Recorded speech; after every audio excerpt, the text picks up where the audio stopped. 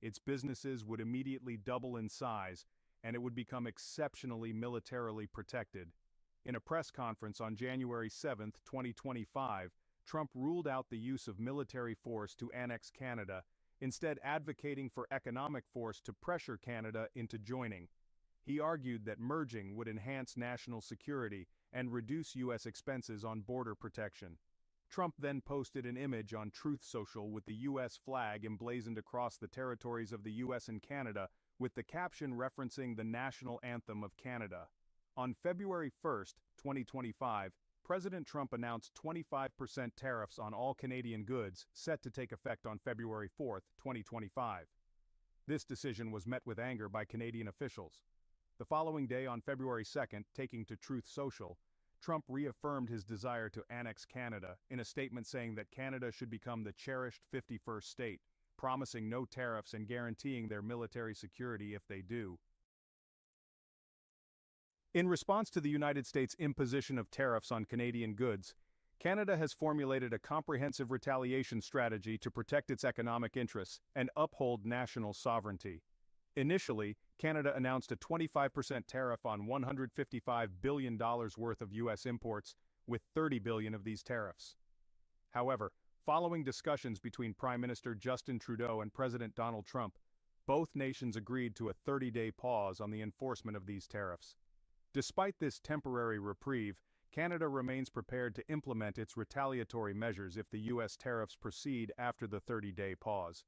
The Canadian government has also indicated that it is considering additional non-tariff measures, such as export restrictions on critical minerals and energy products, as well as limiting American companies' access to Canadian government contracts. For example, Canada is actively pursuing strategies to diversify its oil export markets, with a particular focus on increasing shipments to China and Japan. This shift aims to reduce Canada's heavy reliance on the U.S. market and mitigate potential economic impacts from the proposed tariffs. The expansion of the Trans Mountain Pipeline, completed in May 2024, has been pivotal in facilitating this strategic pivot. The project nearly tripled the pipeline's capacity to 890,000 barrels per day, enabling greater access to Canada's Pacific coast and, subsequently, Asian markets. This development allows Canadian producers to tap into the growing energy demands of countries like China and Japan. Alberta's government has been proactive in strengthening energy ties with Japan. In February,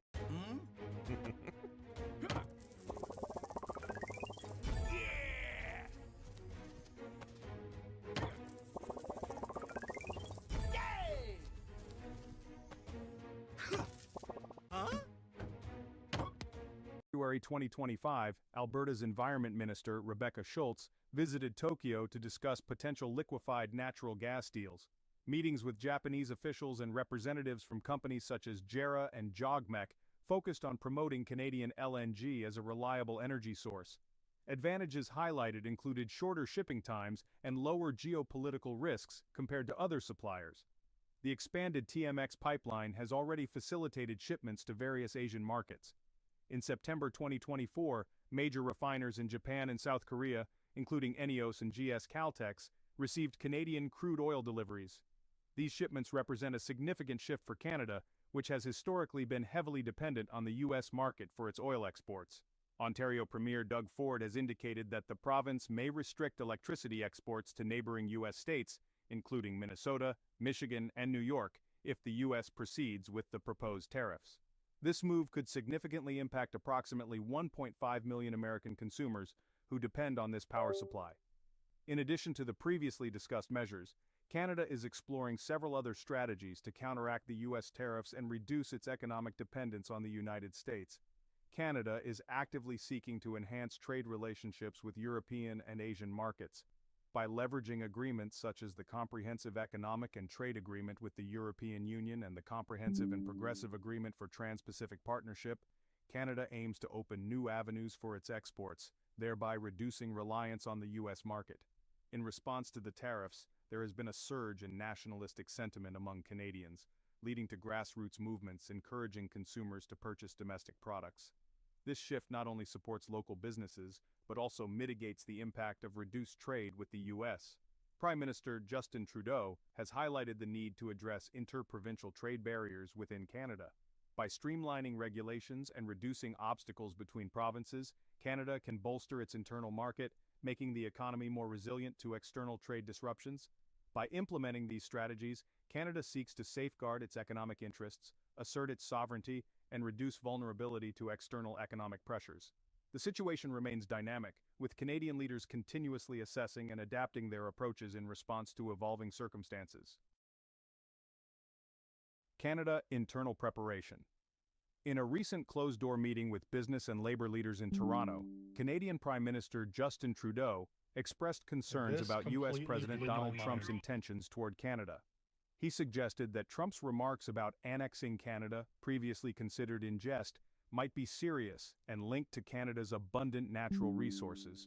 Trudeau stated, "Mr. Trump has it in mind that the easiest way to do it is absorbing our country, and it is a real thing." Trudeau emphasized the importance of developing economic strategies to navigate the evolving political landscape with the United States. He highlighted the need for Canada to strengthen internal trade and diversify its international trade partnerships to reduce economic dependence on the U.S. He remarked, "We need to be very deliberate about how we continue to engage closely with the United States." He also noted, "They're very aware of our resources, of what we have, and they very much want to be able to benefit from those." Why Trump wants Canada. The United States has always been reliant on Canada's vast natural resources, but recent comments from U.S. President Donald Trump have raised new concerns about how far that reliance might go. Trump's remark about annexing Canada, previously dismissed as hyperbole, has now sparked debate about whether the U.S. could seriously consider absorbing its northern neighbor, primarily to secure access to its immense natural wealth. Below, we break down Canada's major natural resources, highlighting where the country ranks globally and why these assets are so vital. In 2023, Canada remained the fourth largest oil producer globally, with an average daily output of approximately 4.6 million barrels. A significant portion of this production, nearly 3.9 million barrels per day, was exported, accounting for 81% of the country's total oil output. The vast majority of these exports, about 97%, were destined for the United States, highlighting the deeply integrated energy relationship between the two nations. The steady flow of Canadian crude to U.S. refineries ensures a reliable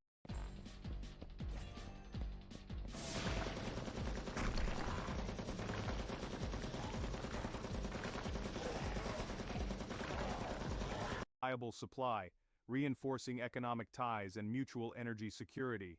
Alberta's oil sands play a dominant role in Canada's crude oil production, contributing over 87% of the total volume exported to the United States. The province's extensive oil reserves and advanced extraction techniques have made it a global hub for oil production, with oil sands accounting for 65% of Canada's total crude oil and equivalent products in 2023. Other regions, including Saskatchewan and offshore fields in Newfoundland and Labrador, also contribute to national production, though Alberta remains the central pillar of Canada's oil industry. Canadian crude oil exports to the United States are distributed across various refining regions, known as Petroleum Administration for Defense Districts, or PADDs. The U.S. Midwest, or PADD2, receives the largest share, accounting for approximately 61.8% of all Canadian crude oil exports. The U.S. Gulf Coast, or PADD3, follows with 18.6%, while the West Coast, or PADD5, receives about 7.2%. Smaller portions are directed to the Rocky Mountain region, PADD4, and the East Coast, PADD1, receiving 6.8% and 2.6% respectively. These figures highlight Canada's strategic role in meeting the energy demands of key U.S. markets. The economic impact of Canada's oil exports is substantial, with total crude oil export revenue reaching approximately $124 billion in 2023. This represents 16% of the country's total export value, making oil one of the most significant contributors to the Canadian economy. Beyond its economic benefits, the Canada-U.S. oil trade is supported by extensive pipeline infrastructure, including major systems such as the Keystone Pipeline, Enbridge Mainline, and Trans Mountain Pipeline. These networks ensure a continuous and efficient flow of crude oil, minimizing transportation costs and reinforcing North America's integrated energy market. let's take a quick pause. If you've enjoyed the video so far, could we ask a small favor? Hitting the like button helps us reach a broader audience, and sharing your thoughts or feedback in the comments makes an even bigger impact. Thank you for watching. Now, let's dive back in. Canada holds a significant position in the global natural gas landscape. As of 2023, it ranks as the fifth largest natural gas producer worldwide, with an average production of 17.9 billion cubic feet per day. In terms of proven natural gas reserves, Canada's standing varies across different sources. According to data from the CIA World Factbook, Canada ranks 16th globally, with approximately 2.056 trillion cubic meters of proven reserves. However, other estimates suggest a higher ranking. For instance, Worldometer places Canada 18th, with reserves totaling around 71.8 trillion cubic feet, or approximately 2.03 trillion cubic meters. In 2023, Canada exported an average of approximately 7.9 billion cubic feet per day of natural gas, primarily to the United States. This volume underscores the significant role Canada plays in supplying natural gas to its southern neighbor. The country's natural gas reserves are predominantly located in Alberta and British Columbia. Alberta is the largest natural gas-producing province in Canada, with over 121 billion cubic meters produced in 2020. British Columbia also contributes significantly to national production, particularly from its shale gas formations. These reserves are crucial for meeting both domestic energy demands and fulfilling export commitments. In terms of economic impact, Canada's natural gas exports were valued at approximately $13 billion in 2023. This figure highlights the importance of natural gas in Canada's trade portfolio and its contribution to the national economy. The strong energy partnership between Canada and the United States is facilitated by an extensive network of pipelines, ensuring a reliable and efficient flow of natural gas across the border. This infrastructure not only supports energy security in both countries, but also reinforces their economic interdependence. Canada holds a prominent position in the global, hands down, the best wallet on the market. Instead of chasing expensive solutions, Ridge helps you simplify. Nickel industry, ranking as the sixth largest producer worldwide. In 2023, the country produced approximately 158,668 tons of nickel, accounting for about 4.5% of global production. The majority of Canada's nickel production is concentrated in specific provinces. Ontario leads with 39% of the national output, followed by Newfoundland and Labrador and Quebec, each contributing 27%, and Manitoba accounting for 7%. Notable mining operations include the Raglan mines in Quebec, which was the leading nickel mine in Canada in terms of production volume in 2023. In terms of trade, Canada's nickel and nickel-based product exports were valued at $5.8 billion in 2023. The United States was the primary destination, importing close to 49% of these exports by volume. Other significant markets included China at 7%, the Netherlands at 14%, and Japan at 6%. Globally, Indonesia dominates nickel production, accounting for 51% of the world's output with 1.8 million tons in 2023. Following Indonesia are the Philippines with 11.3%, New Caledonia with 6.5%, Russia with 5.6%, Yeah, oh, and guns Australia control. with 4.5%. Canada's contribution on, buddy? places it sixth globally, How are you? underscoring its significant role in the international nickel market. Nickel's primary application is in stainless steel production, which accounts for nearly 2/3 of total consumption. Additionally, the metal plays a crucial role in the manufacturing of lithium-ion batteries for electric and hybrid vehicles, representing 16% of global nickel consumption in 2023. This growing demand from the battery sector highlights nickel's importance in the transition to sustainable technologies and a low-carbon economy. Canada is a leading global producer of aluminum, ranking as the fourth largest producer worldwide. In 2022, the country produced approximately 3 million metric tons of primary aluminum, accounting for about 4.4% of global production. The export value of Canadian aluminum was significant, totaling $14.2 billion in 2022. The United States was the primary market, accounting for $13 billion of these exports. Other notable destinations included Mexico with $363 million, Hong Kong with $101 million, You see, I Netherlands with snuck in. $86.1 million, and India with $79 million. The aluminum manufacturing industry in Canada has experienced growth, with industry revenue expanding at a compound annual growth rate of Do you normally get a 2.3% notification? over the past 5 years, You gotta totaling hit that bell to get that $16.5 billion notification. in 2024. This growth is attributed to rising aluminum Hmm. prices and increased exports. I don't know what we're Another key watching. benefit of It was the Canada's first thing aluminum I industry found is its there low of carbon interest on the footprint. homepage.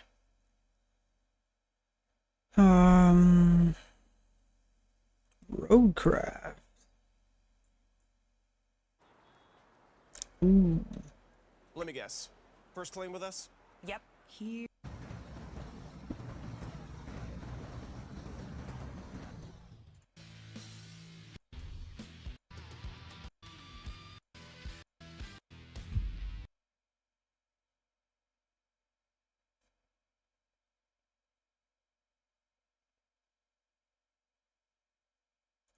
When the U.S. hit China with a fresh wave of tariffs, the expectation was simple. Economic pressure would force China to back down. But that's not what happened. Instead, China responded with a strategy that's been years in the making, targeting not just American products, but the foundation of America's economic influence. They've imposed tariffs on key industries, yes, but that's just the surface. Behind the scenes, China is securing critical supply chains, tightening its grip on rare resources, and cutting deals with U.S. rivals to weaken America's leverage globally. This isn't about immediate retaliation, it's about shifting the balance of power over time. Today, we're breaking it all down. What's happening, why it matters, and how it's changing the world economy. It's on In Notify, February alright. 2025, the U.S. set Right off on, economic right on. tensions by putting new tariffs on over $60 billion worth of Chinese goods.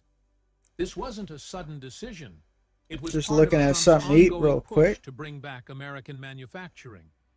The new tariffs hit key areas: computer parts, electric vehicle materials, Computer parts. and basic resources needed for modern technology. We need the The goal? 50s, Pressure 70s. China into changing its trade practices. But the reality? It sparked a response that went far beyond simple trade. While the U.S. framed it as protecting American jobs, China saw it as an attack, not just on its economy, but on its position in the world. China's answer wasn't rushed or emotional. Within days, they announced tariffs targeting $35 billion in American goods, focusing on farming, energy, and cars.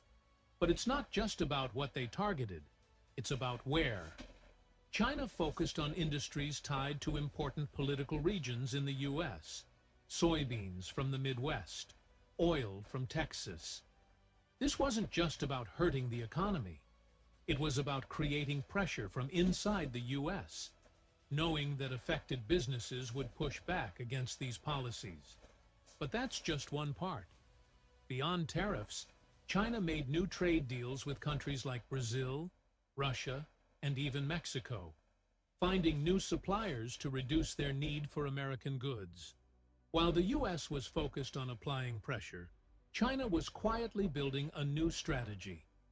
While most people focused on tariffs, China quietly used one of its strongest economic tools: rare earth minerals. These are needed to make things like smartphones, electric cars, and even military equipment. China controls Yo, over what kind of 80% cod do you of the have world's there? supply. After the new I'm US talking about tariffs, China hinted it might limit the GMC. export of these materials to the US. Or This wasn't like just a warning. It was a anything, smart really. move to put pressure on industries the U.S. depends on I for both have business Modern and Warfare security. 3. Think about trying to build advanced I could technology play. without the raw materials needed to make it work. I like DMZ the That's best the though. kind of I quiet mean, but powerful Warzone is pressure China cool. is using, not with loud threats, but with control over the resources the I world have. relies on. China didn't I stop guess I with have farming Black products. Ops, but I They don't have went it after installed. America's energy industry, adding new taxes on U.S. oil and liquefied natural gas Yeah. (LNG). This matters Yeah. because China was one of the biggest buyers of American energy in recent years. The impact was quick. U.S. energy companies lost contracts, shipments were delayed, and profits dropped. At the same time, China shifted its focus, making energy deals with Russia, countries in the Middle East, and boosting its own energy production to rely less on the U.S. This isn't just a short-term issue. Even if tariffs are removed later, those new energy deals may stay in place. That means lost income and influence for the U.S. in one of the world's biggest markets. While products like steel and soybeans get attention, the real fight is over technology. The U.S. tried to limit China's access to advanced tech, banning the sale of important computer chips and blocking companies like Huawei from doing business with I need a American Red firms. Bull. That's what I need. China's response? Invest heavily in its own technology. The government poured money into making their own computer chips, improving artificial intelligence, and building faster 5G networks, all to reduce the need for U.S. technology. But here's the twist. Instead of slowing China down, these actions may have made them stronger. Chinese tech companies are now creating products that can compete with, or even outperform, American ones. This isn't just a trade fight anymore. It's a race to see who will lead the future of global technology. And China is closing the gap fast. China holds over $800 billion in U.S. government debt. While selling all of it at once would hurt China too, even small changes in how much they buy can shake up the global economy. After the new tariffs, China quietly started buying less U.S. debt. This caused a ripple effect, making it more expensive for the U.S. government to borrow money, which can lead to higher interest rates for things like home loans, car loans. You're wasting tons of money on deodorant. Stop it! Did you know deodorants don't actually stop sweat? Deodorants use fragrance to conceal body odor, which is the same thing as spraying perfume on your armpits. The problem with this is that it doesn't stop. And credit cards. It's a quiet form of economic pressure, but it's very effective. The U.S. relies on countries like China to help finance its debt. If China pulls back even a little, it creates money problems that can't be fixed with tariffs. One of China's smartest moves? Building stronger relationships with other countries. While the U.S. was adding tariffs, China was signing new trade deals with the European Union, Southeast Asian countries, and even closer partnerships with Russia and Latin America. The goal is simple: reduce dependence on the U.S. while expanding China's influence in other markets. This isn't just about avoiding tariffs. It's about creating a global network where the U.S. has less control. For American businesses, this means more than losing Chinese customers. It means facing new competition in markets where the U.S. used to have an advantage. As China strengthens its position around the world, American companies may find it harder to keep up. While the U.S. and China grabbed the headlines, Canada and Mexico were dealing with their own problems. Both were hit with U.S. tariffs, which led them to respond with tariffs of their own. Canada targeted American farm products, while Mexico added taxes on things like steel, pork, and whiskey. But here's where it gets interesting. As tensions grew, both Canada and Mexico started building stronger trade relationships with China. This shift could weaken America's influence right in its own neighborhood, turning former close partners into countries that rely less on the U.S. and more on China. One of the biggest impacts of this trade war isn't just the tariffs. It's how global supply chains are being reshaped. For years, the U.S. and many other countries relied heavily on China for manufacturing. But with rising tariffs and tensions, companies are rethinking that strategy. China saw this coming. They've been investing in countries like Vietnam, Indonesia, and even parts of Africa to create new supply routes that don't depend on U.S. partnerships. This not only helps China avoid future tariff risks, but also builds stronger ties with developing economies. For American companies, this means higher costs to shift production elsewhere and longer timelines to adjust. It's not just a short-term disruption. It's a permanent change in how goods are made and moved around the world. American farmers are some of the hardest hit in this trade war. China was one of the largest buyers of U.S. agricultural products like soybeans, corn, and pork. But after the tariffs, China slashed its purchases, turning to countries like Brazil and Argentina instead. For farmers, this meant crops with nowhere to go, falling prices, and rising debts. Some received government bailouts to cover the losses, but that's a temporary fix. The real problem is long-term. Once China finds new suppliers, they might not come back to American farms, even if tariffs are lifted later. This isn't just an economic issue, it's a political one. Farming communities are key voters, and their frustration is adding pressure on U.S. leaders to rethink their approach. When countries hit each other with tariffs, it's not just businesses that feel the pain. Everyday people do too, through higher prices on goods. From electronics and clothing to food and household items, the cost of many products has gone up because of the trade war. Businesses facing higher import costs often pass those expenses on to consumers. For example, smartphones that rely on Chinese-made parts are now more expensive. Groceries that used to come from international suppliers cost more due to tariffs on agricultural products. It's a hidden tax, one that shows up at the checkout line without most people realizing it's connected to global trade tensions. Global markets hate uncertainty, and the U.S.-China trade war has created plenty of it. Every time new tariffs are announced or trade talks break down, stock markets react, sometimes with massive drops.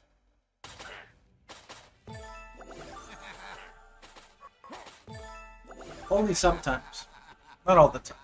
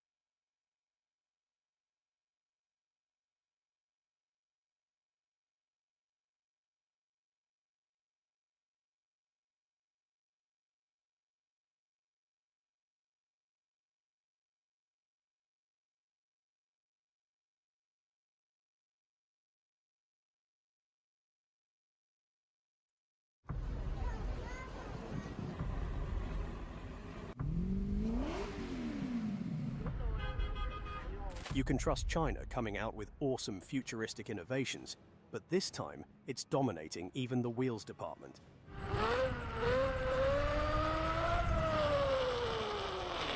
It's rapidly emerging as a global leader in engine innovation, that Chinese advancements are pushing the boundaries of what's possible. The country's technology is showing a speedy pace, challenging the US to keep up with its rapid revolution. Time to meet these both beauty and quality new generation engines in the market. China's BYD Yangwang U8.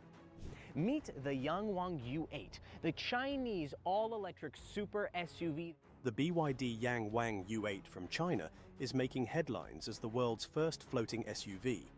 This innovative vehicle boasts a hydraulic system that allows it to rise or lower by 150 mm, making it a formidable presence on the road, all for a price tag of $50,000. One of its standout features is its ability to perform a tank turn, executing a full 360-degree spin while remaining stationary, perfect for making a stylish statement when parked. When it comes to aquatic adventures, the base model can float in water up to 1 meter deep, while the off-road variant can handle depths of 1.5 meters. In case of an emergency, like being caught on a flooded street, the U8 automatically activates its emergency floating mode. This mode ensures comfort by shutting off the engine, sealing the windows, turning on the air conditioning, and opening the sunroof.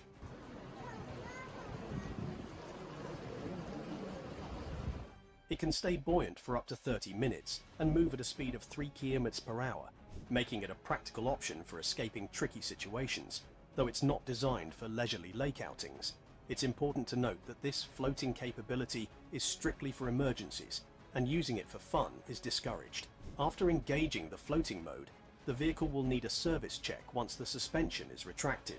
The U8 sets a new standard for SUVs, merging cutting-edge technology, safety, and adaptability in a way that could redefine off-roading and water navigation, albeit primarily in emergency scenarios.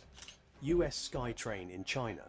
China's new suspended monorail here in Wuhan. Let's go. China has unveiled an exciting innovation, the first unmanned aerial train. While it may not soar through the skies like a traditional jet, its design is undeniably futuristic.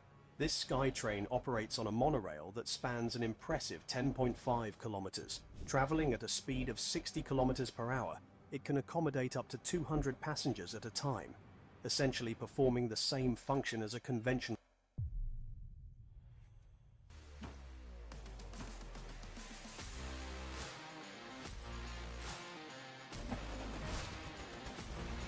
train, just elevated above the ground. Remarkably, the construction of this monorail took only 7 months. That's the same time frame it typically takes to lay down standard train tracks. But this option offers increased capacity, fewer accidents, and comparable costs. It's a clear win-win situation. What makes this even more fascinating is that the SkyTrain isn't merely a flashy new toy. It has the potential to revolutionize urban transportation. Its elevated structure sidesteps the chaos of ground-level traffic, providing a quicker, more efficient journey. Additionally, its smaller footprint allows for more room to develop other urban amenities like parks and roadways. This represents a leap forward in public transit, merging cutting-edge technology with practical benefits, enhanced efficiency, improved safety, and significantly more space. This aerial train could very well transform the future of city travel. EHang 266S.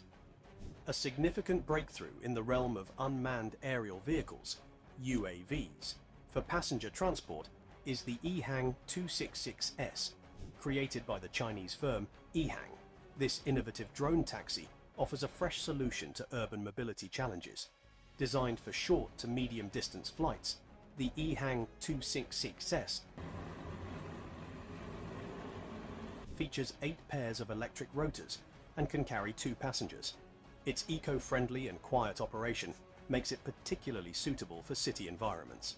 What distinguishes this aerial taxi is its full autonomy. The flight control system handles takeoff, navigation, and landing without any human intervention. Moreover, the EHang 266S is equipped with top-notch safety features, ensuring that it can safely complete its journey and execute an emergency landing even if one rotor fails. With a maximum speed of 130 km per hour and an operational ceiling of 3,000 meters, it is tailored for swift and efficient travel within urban areas and their outskirts. The EHang 266S represents a leap toward the future of urban transportation, merging advanced technology with safety and environmental advantages, offering an exciting preview of what aerial commuting may soon entail. NIO ET9. In the world of electric vehicles, NIO's ET9 sedan is making waves with its groundbreaking features. One standout capability is its ability to shake off snow from its roof, much like a dog would, eliminating the need for a snow brush. During a recent showcase, the ET9 demonstrated its unique chassis and hydraulic suspension by swaying side to side to clear snow without any help. Just a heads up, if you have loose items in the cabin, like a coffee cup, make sure to secure them before the car starts its shaking routine, or you might end up with a messy surprise. When it debuted at the end of last year, the ET9 represented the pinnacle of luxury and advanced technology. With a dual-motor drivetrain that delivers 77 horsepower, it promises swift and robust performance. The engine is cleverly positioned under the floor, or more accurately, beneath the hood. Plus, its 120 kWh-class battery offers an impressive range of 255 kilometers and can be charged in just 5 minutes for a quick return to the road. Priced at around $110,000, the NIO ET9 is the ideal choice for anyone looking to turn heads while enjoying a ride of elegance and sophistication. Lazarus LMV Yo, thanks for tapping that 496. screen. Introducing the Lazarus LMV 496.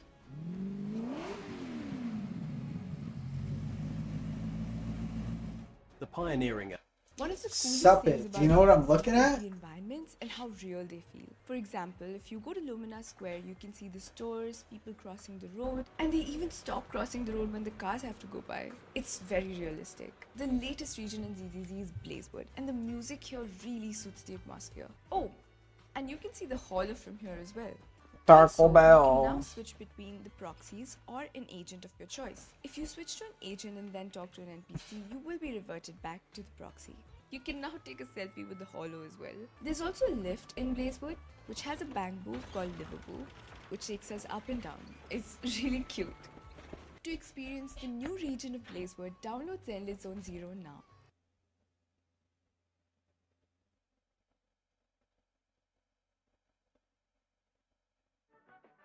Make 2025 the year you make faster checkouts happen. Make grand openings happen. Make selling everywhere happen. Make going global happen. Make 2025 the year you make the switch to Shopify. Start your free trial today.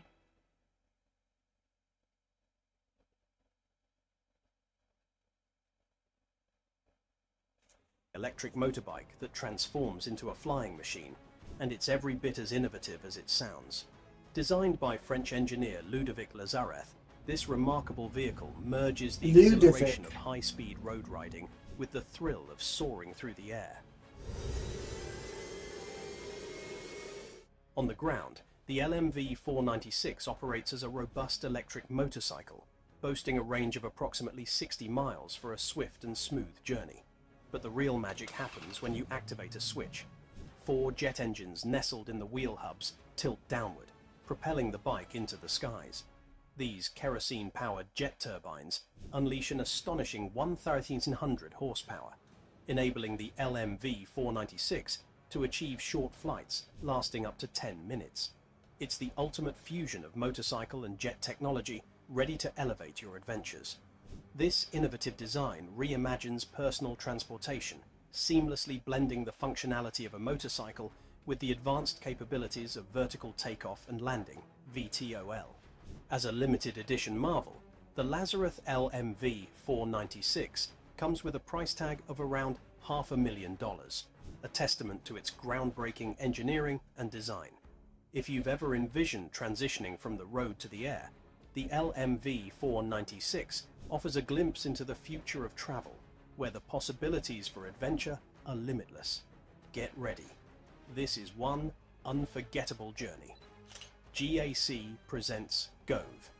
At their recent Tech Day event, GAC, a Chinese automotive company, introduced an astonishing innovation, the Gove flying car. This revolutionary vehicle is engineered to operate both on the ground and in the sky, merging the practicality of driving with the exhilaration of flight. The Gove features a distinctive design, consisting of a single passenger capsule mounted on a 4-wheeled chassis, where the lower section serves as a wheeled platform, and the upper section is a detachable drone equipped with 6 folding blades. What truly sets this vehicle apart is its ability to effortlessly transition between driving and flying modes. It operates autonomously, eliminating the need for manual controls. Inside the cabin, users can easily input their destination using a tablet interface. Another impressive aspect is the Gove's capability to autonomously navigate to a recharging station mid-flight, allowing owners to avoid downtime while it charges. When on the road, the chassis functions like an electric vehicle, ensuring smooth navigation through urban environments. The Gove signifies a remarkable advancement in personal transportation, fusing state-of-the-art technology with practical use and providing a glimpse into the future of mobility. The Flyer. The Gove.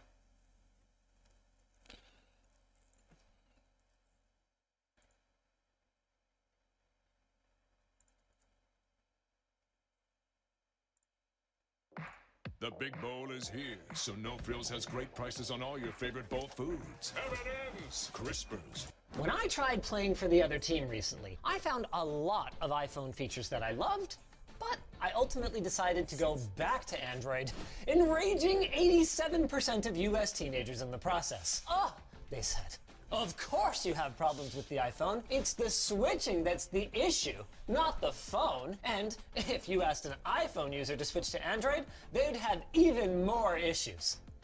But would they? I honestly don't know. I mean, I feel like the feature set of both platforms is close enough these days that the process of migrating between them is probably more painful than daily driving your non-preferred device. But the thing is, it's my job to constantly swap out my tech and to get comfortable. So what I need then is some fresh meat. I'm talking people who have never dailied an Android device. Some of the Apple faithful, if you will. And guess what? I found some. And I made them an offer that they couldn't refuse.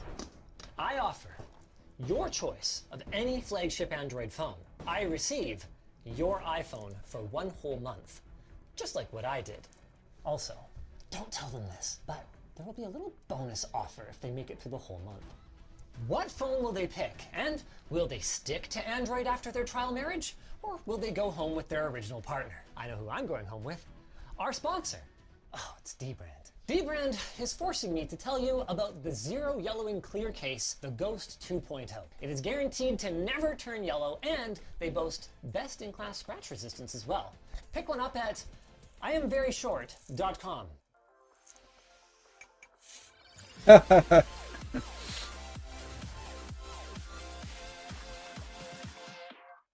Let's meet our 3 contestants. Hi, I'm Lisa. I am the senior designer on the fashion team at Creator Warehouse, and I'm currently using the iPhone 16 Pro. Hi, I'm Tynan. I work at Creator Warehouse as a senior mechanical engineer and our shop supervisor.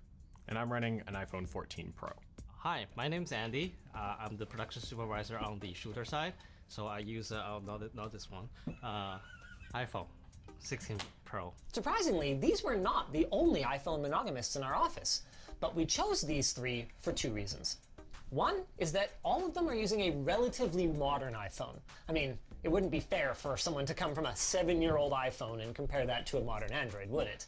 And 2, we wanted some variety in the types of people that we chose. So we've got the one who lives and breathes the Apple ecosystem, the one who's kind of indifferent but just keeps buying what they're used to, which is perfectly valid. And finally, the one who was already kind of interested in switching, but just can't find the time, what with his dedication to finally bringing our amazing LTT cables to life. Coming soon, lttstore.com. Let them into the store! We laid out the following phones in our store and have hired a minimum wage employee to read the product cards to our iPhone users. The goal here was to recreate the retail experience and allow them to ask questions about the devices before purchasing one. Let's see what they pick. Oh, and hey, since Dbrand is paying us anyway, I'm going to make sure that they send over some of our collab glow circuit skins to stick onto the contestants' phones. How much do you know about any Android phones at all? Less than 0.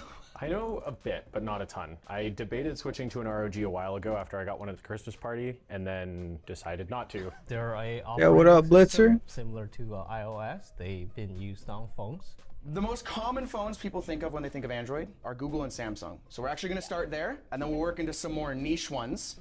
But I think they each have a feature that you're going to enjoy. Currently, Google is on Pixel 9 of their flagship Pro phones. This is the XL, so it's actually a little bit bigger. See, my hands aren't actually, like, they're not small hands for a woman, but it really annoys me the way I can't get past. I can just about get past the whole screen on this one. Oh, these are definitely large. One gripe I've actually had with phones in general are heading, but also iPhones, is they're just getting physically large, and trying to reach at the top corner is really awkward. I like it because it looks like iPhone.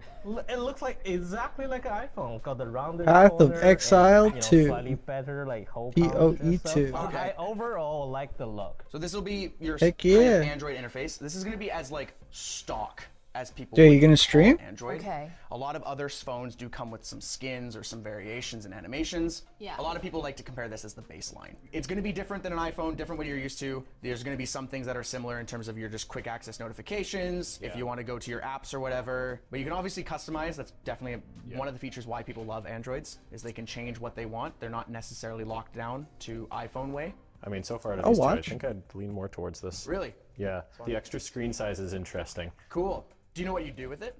No. I actually was thinking like, you know, maybe at someday I can switch to Android, but like, you know, I tried it at the store, but like, what about my other, you know, iOS feature? What iOS features are you mainly talking about? Like, what do you need in an iPhone? Well, everything. I have AirPlay, of course, you know, my HomePod and stuff. Sure. Apple Wallets. Yep, that's also Apple exclusive. Okay. iPhone is definitely known for videos and being captured and photos and everything. Yeah. Google has like always been known as the photo guys for their phones. They have a lot of AI tools. If you're interested in that to help clean up your photos and make it pretty, why don't you take a look? Yeah, like for the camera, it's just like, it looks nice. One thing I kind of don't like about the current iPhone is the photo you take from iPhone is like very processed. I see. Okay. Good thing they have like raw, but like still like the Pixel a lot of time looks more natural, like more like camera like. That makes sense. Yeah. The camera in your left here, the Pixel Pro, is going to be a better camera. Okay. It has a little bit more megapixel, a little bit other updated settings. The biggest reason for that is the thickness. Because this phone is essentially half as thick, right? Yeah. You can't put the same quality camera in it. Is it enough of a deal breaker? No. Okay, well there you go. Take a picture of Andrew if you want. Okay. It's a big screen though, right? You can zoom all the way in, see all the details. Yeah, sorry, God, whoops. I was gonna say, I didn't want to say anything. I was looking at the fabric, I was looking at the resolution. I was looking at the resolution and not even realizing what I was looking at. Sorry, Andrew. I like both of them. Okay. I like both of them. Yeah, but like if I have to pick one, I'll pick this one for try. Interesting. Yeah. Let's move these ones to the side. Let's move on to Samsung. So these are probably the other most common phone people think of when they think of Android. We've got our S24, which is kind of your base model flagship, which I know sounds kind of funny. So it's still top of the line specs. You're still going to get an incredible camera, incredible amount of storage, great battery. Oh, that's important. Yep, we have 128 gigs on this phone, 256 on this phone, as well as more RAM on this one. And then the fun Samsung one, the Z Flip 6. See, that's a nice size. All right, well, there you go. The size is good. I came from like a 13 mini and then upgrade to my like 16 Pro. Oh, wow, that's a very big difference. Yeah, like if they have a 16 mini, I'll go for the mini. Because like I want like, you know, one-handed phones. Yieldy reference sizing. Yes. So that's pretty similar. That's very similar. In terms of overall size and just general form factor. I think this is even thicker and definitely heavier. The rounded corners as well kind of give it that iPhone-y feel, right? This is the Ultra. This is like... Oh, no. I didn't even get into anything. This is like the flagship of flagship Samsungs. I feel like business bro with this one, though. This is a chonker. It's chonker with very sharp corners. Right? Yes. Yeah, okay. I don't know why I thought that was going to be a problem. Although with a case... First thing I want to pick it up, I don't like it because like it digs in my palm. Really? Oh, because the corners. The corner digs in my palm. That's so interesting. I think you are the third person out of all three people to immediately mention that the corners on this are like, you're scared you're going to get them caught on something or they're so obvious. It's not really comfortable to hold. Does the pen add to it? Because it has an S Pen. Why do I need a pen? I'm like using my phone. I am asking, trying to bring you the best customer service. I mean, like, don't get me wrong, if you're using this, the pen is cool. Using some of the Samsung apps, you can actually write out what you want and it'll translate it to like digital text as if you typed it. Okay. So if you're someone who prefers to do kind of like more physical writing, I think that could be a selling feature. Okay, I do feel a bit douchey with this. This one does have the highest megapixel count for the wide lens, and I would love to see your opinion compared to the Google Pixel. Well, the roll-off is not as nice. The roll-off, how can you define that? Like, what do you, just for people at home? You know, Pixels sort of like have like the little bit like filmy look, so like the roll-off like is smoother. Okay. But like for this, you can just tell like the you know, the camera is trying to process like the edge of like the highlights and stuff. Similar. Okay. But I still prefer like the Pixel. Yeah. We can try to take a very similar picture of Andrew. I'll take a higher up picture of Andrew this time. Just a wee bit more flattering. There you go. Here we go. Okay, so that's what I was expecting. I was a little bit horrified with the last one. Okay. Because the thing is that, yeah, it wasn't a macro or anything, but like I take so many photographs of like little details like this, and I need a really good camera for that. Haha! It's Andrew. I mean, that looks meh, but also I'm not doing it any favors at all. We got one more Samsung here for you. This is the Flip. So you actually do have a screen on the outside. This is where you can like quick access notifications. Someone texts you, you can see who it is, swipe it, whatever. But obviously, it is still a phone. You know what I like about this? Is the fact that all I can see when I do that is the time and the date, and I don't have the temptation to like get distracted. Yep. Which I do. Part of me misses the old days with the OG flip phones. That's what this is emulating. Yeah, just bigger and more smartphony. But if you want to take some photos or tests or whatever, yeah, not bad. Again, for most people, probably going to be okay. Yeah. Wow, you immediately are like against it, for it. What's your feelings? Okay, flip phone is cool. Cool. Especially like Final Fantasy VII, you know, the anime. Have you ever seen that? When the main character, you know, and then like do a flip phone, that's freaking cool. First impressions. You liked the size of this one. You kind of like some of the features of this one, but then the folding is you called cute. Which one is kind of your top one out of these three? I still think, like, even though this has got kind of cool features, I'm not going to use the pen or penny anything? thing. Cool. And I don't like the corners. This is just like for the wows, Yes. you know, and for stupid girl pockets. For the sake of trying things out, I'm very intrigued by this. Cool. I'm actually so happy that Yeah. that is intriguing instead of Yeah. just like defaulting to similar. What are the standout ones for you? These two. You like those two? This Okay. one seems meh. Just If I'm like exploring having different features, I should explore having different features. Cool. Or at least I feel like I should explore having different features. instead Great of way to just look at it. Another slightly more different phone. Yeah. You don't necessarily like the form factor of this one. 0 You for think this that one's one. too big, This one too big and cornery, and I like this one. so you would just go with the S24. Yeah. We're getting into the ones that I'm calling the iPhone-y. Whether it's by physical design or the actual operating system, they try to make it as ease of use for iPhone users, iOS users, including having an AirDrop feature. If whoever you're AirDropping to downloads an app, you can AirDrop to them. I know, it's a little inconvenient. Is that only on the phone, or can I do it to my computer? For me, AirDrop, you don't have to install anything. Yeah. It just works.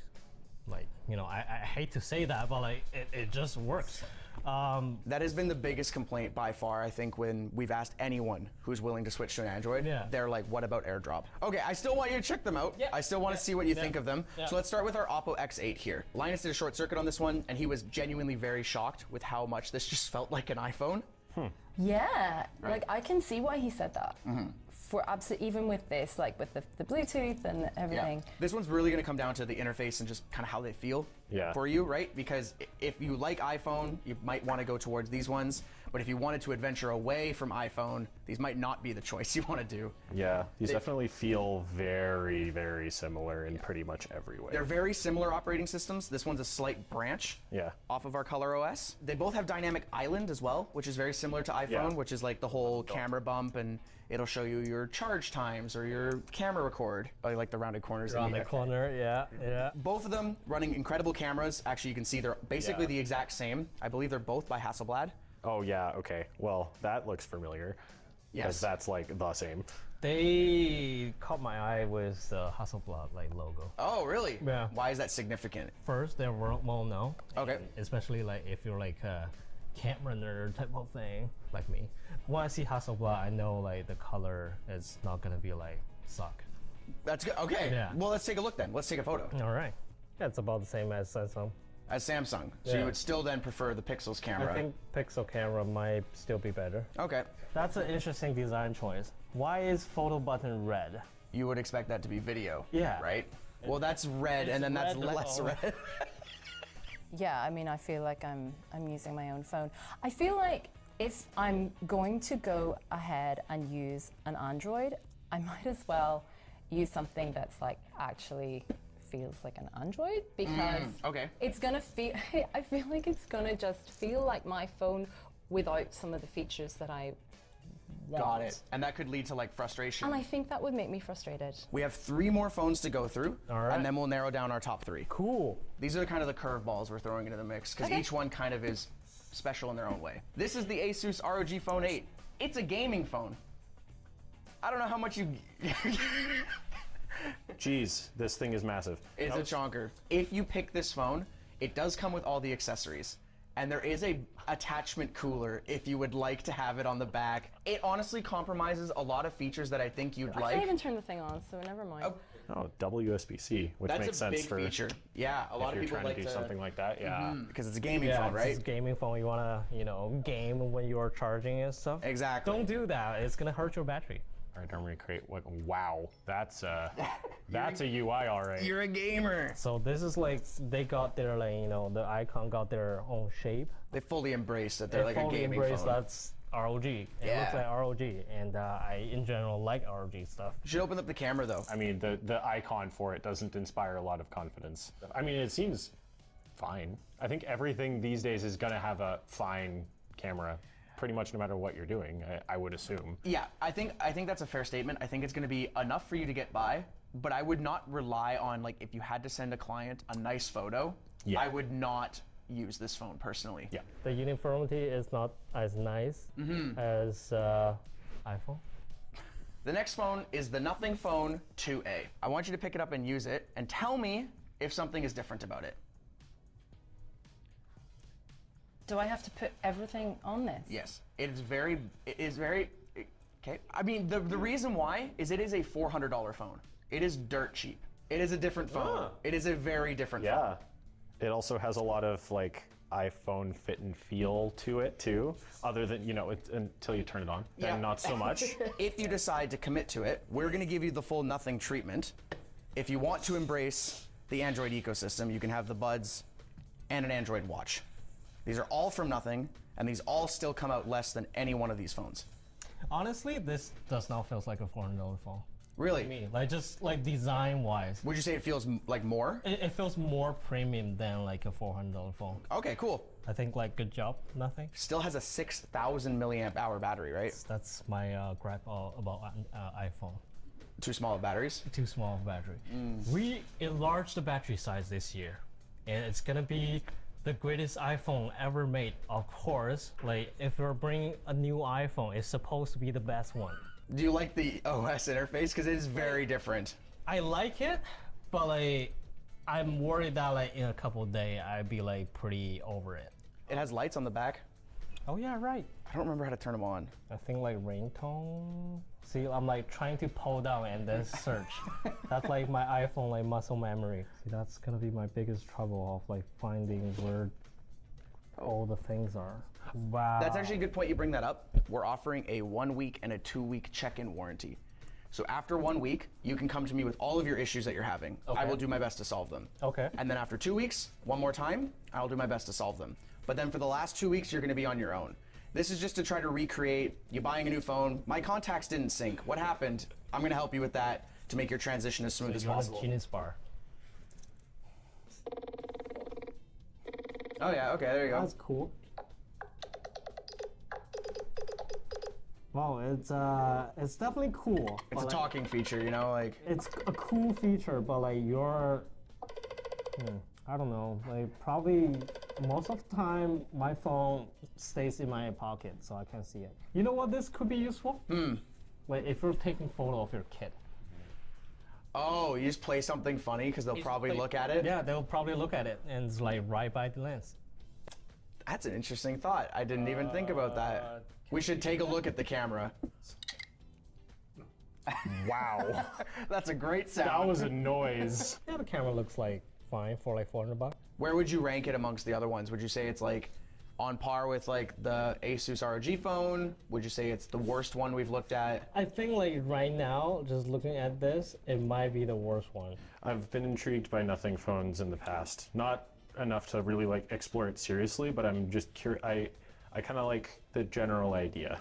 This is the Sony Xperia. The reason why this one's a little bit different is you're gonna notice it's very skinny. It is skinny. It actually goes for the aspect ratio similar to movies. I don't want to call it a photographer phone because you should just buy a camera if you're going to get into professional photography. But the camera in this has been compared to be some of the greatest cameras. A lot of people really like it. I know Andy is very excited to pick out this phone personally. I actually went to like Yodobashi Camera when I was in Japan, and I saw the newer version, the 1.6. I actually prefer the 5.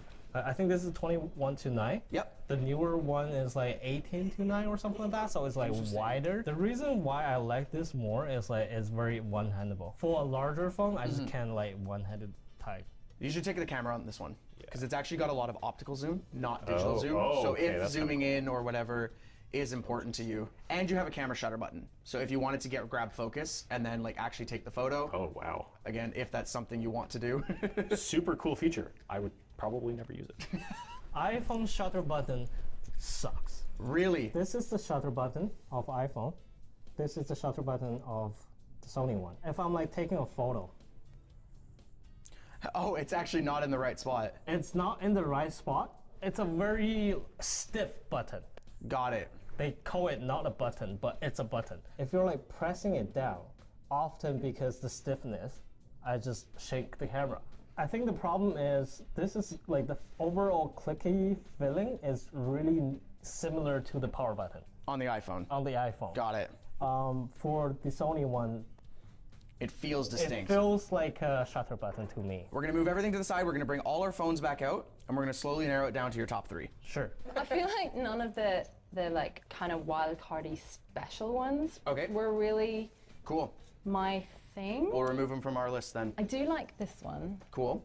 I didn't think I would, but I'm just, you know, it's novelty. It's kind of a showpiece. It's kind of a showpiece. And like you said, when you want to kind of go completely away from an iOS experience, this is probably going to be one of your more kind of custom ones that is not going to feel like iOS because you have your screen on the outside. I love how small and how compact it is. Right? So I think this is safe to say it's in your top 3.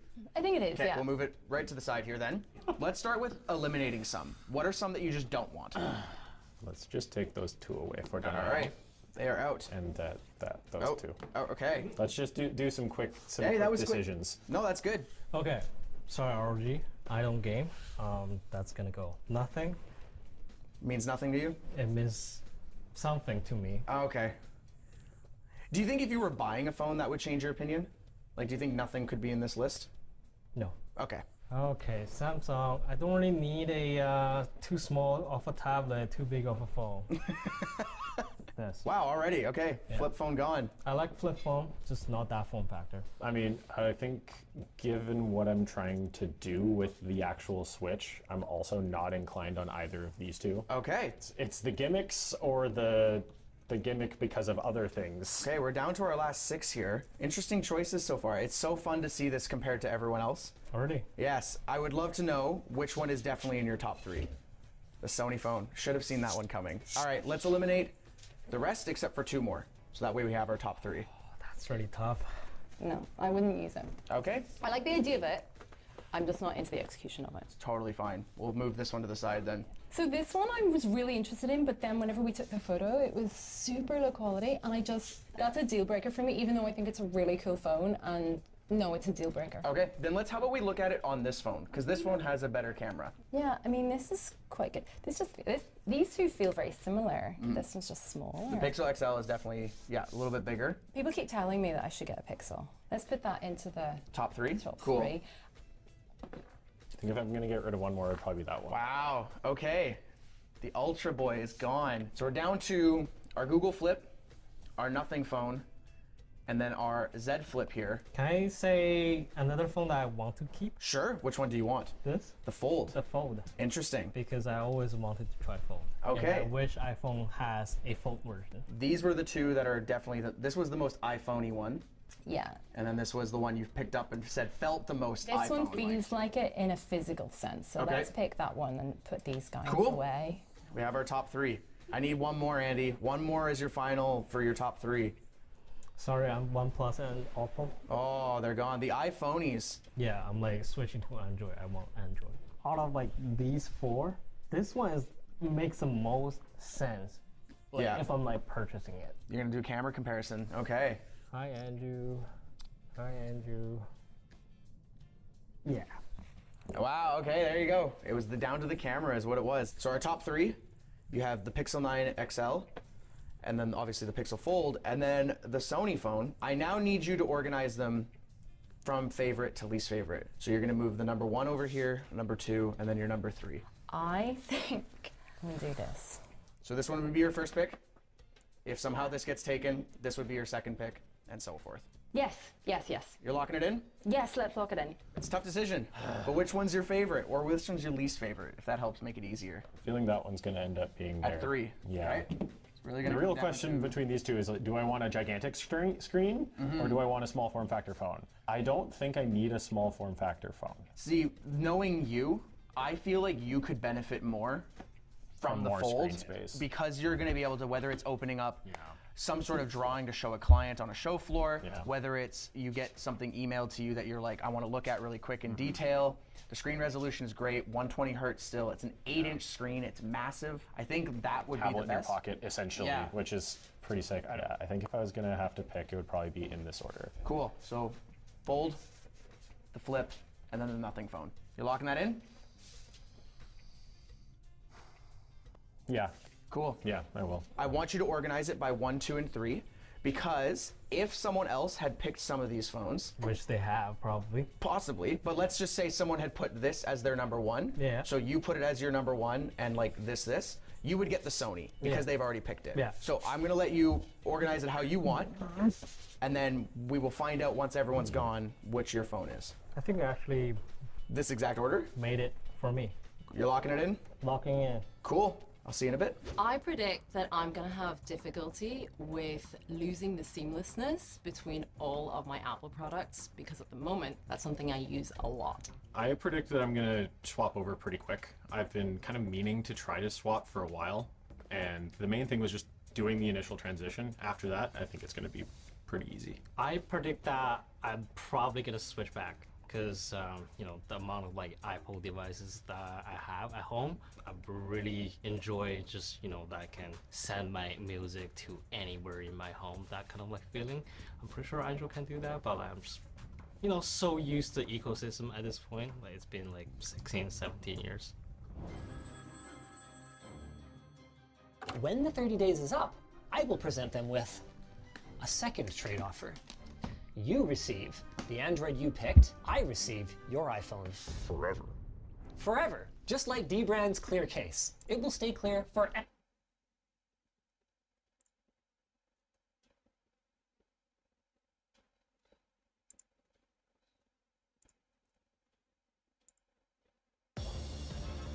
We are driven by revitalization. Through connection, I somehow have unrestricted access to all of the Great Pyramids of Egypt! Whoa. No, this is the coolest thing I've ever seen. We'll be going into the tombs of ancient pharaohs, places that are literally illegal to enter because they're incredibly dangerous. What if we fall? Oh yeah, you'll definitely die. We'll even be swimming to a secret underground tomb beneath the pyramids. Oh my God. We've only been granted 100 hours to explore. And we're gonna start right now. Follow me, boys. It's about to be fun. This is so It's Indiana Jones over Someone here. 4,500 years ago put this rock right here. Correct. This pyramid dates back to about 4,500 years old. The passageway we're in leads to what Egyptologists say is King Khufu's tomb, the pharaoh who may have ordered the pyramids to be built. Whoa! This room is called the Grand Gallery. What percentage of this pyramid do you think we've seen so far? We might never know the answer to that question. That's the coolest way he could have answered that. This next room was the king's final resting spot. As far as we believe, yes. Let's do it. Whoa! Holy crap, boys! What is this? 4,600 years ago, this chamber may have contained the king's mummified body. This is where the pharaoh was buried. This is what we believe is the final resting place. Believe? How do we not know? I think somewhere inside this pyramid, there's another chamber that we have not found yet that might have the body of the king. You know what? In this video, we're gonna find it. Because we will literally be exploring from hundreds of feet below the pyramids up to the highest point in the largest ancient pyramid on Earth. Woo! That was awesome! Before we go explore the other giant pyramids, I want to show you guys base camp. Yeah. This is nice. We got a dinner table, some tents to sleep in, and... Whoa! Wow. Okay. We even brought lights so you could see the pyramids from camp. That's got to be the most expensive nightlight that's ever existed. This is the pyramid we're going to explore tomorrow. I want to start at 5 a.m. Everyone get some sleep.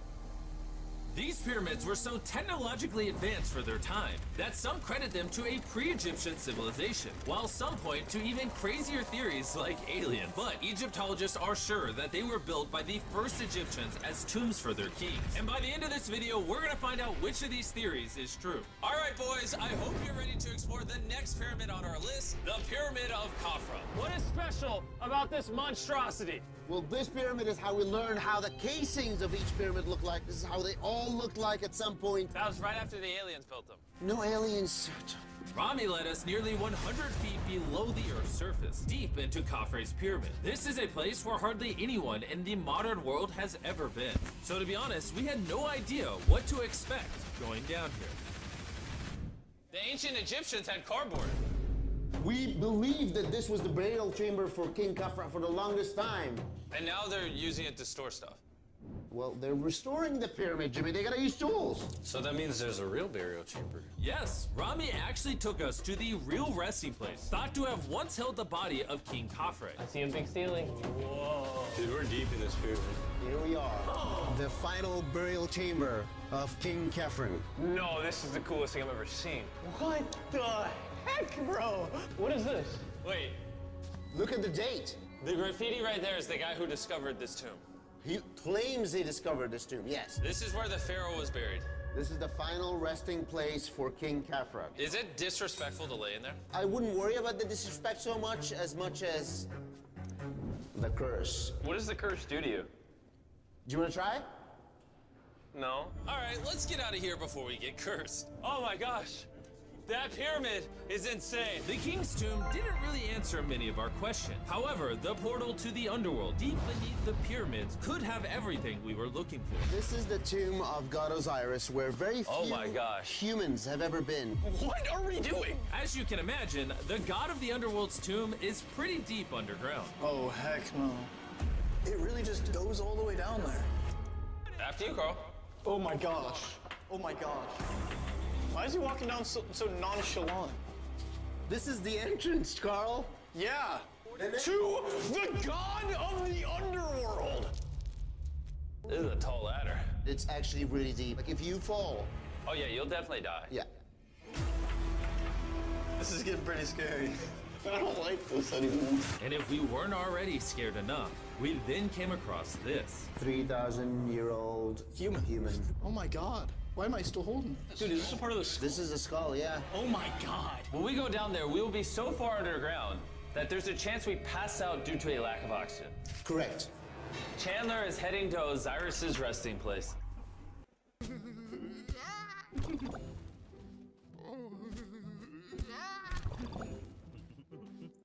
All right, here we go. Oh, I'm in the water.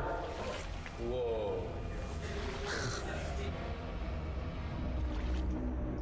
You can tell, the air's pretty thin down here. Wait, what is this? Oh, this is a rock right here. Is this a rock or a lid?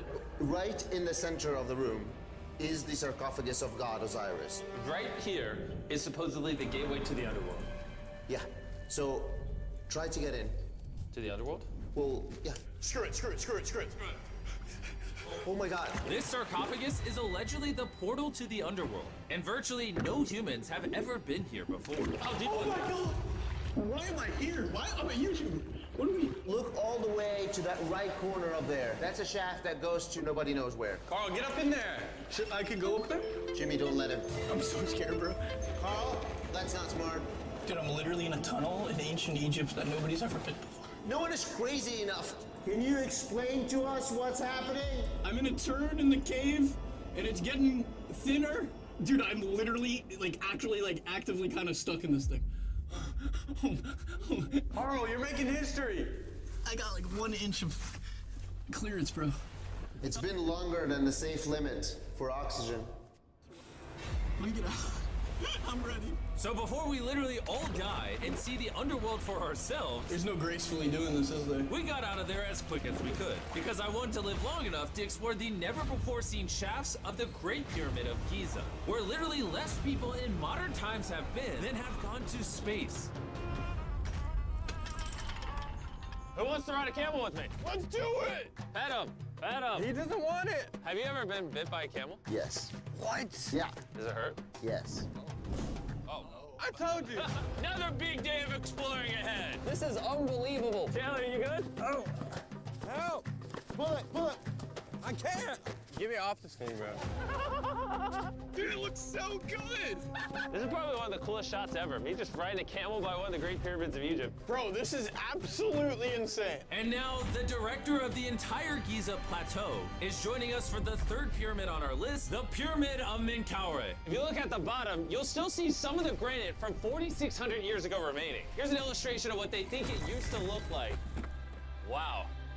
But now this is all that remains almost 5,000 years later. This is my friend Nolan. Can we send him to go scout up there? Yes. I got permission to do something normally illegal.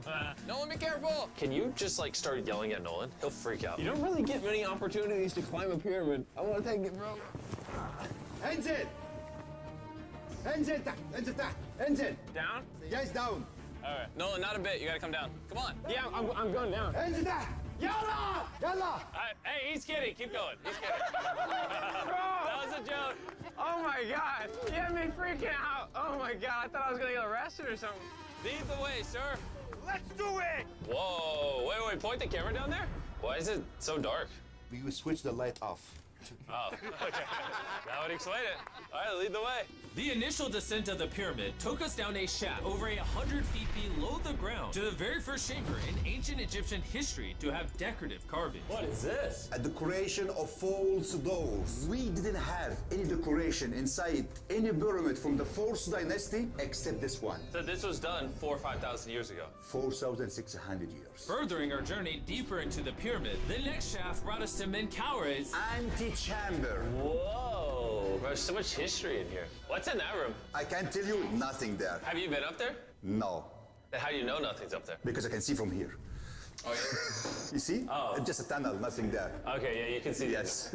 Always be skeptical. The Pyramid of Menkaure, known for its complex passageways, had one final descending shaft that led to the burial chamber. So this is the king chamber, and it has a vaulted ceiling to relieve the weight.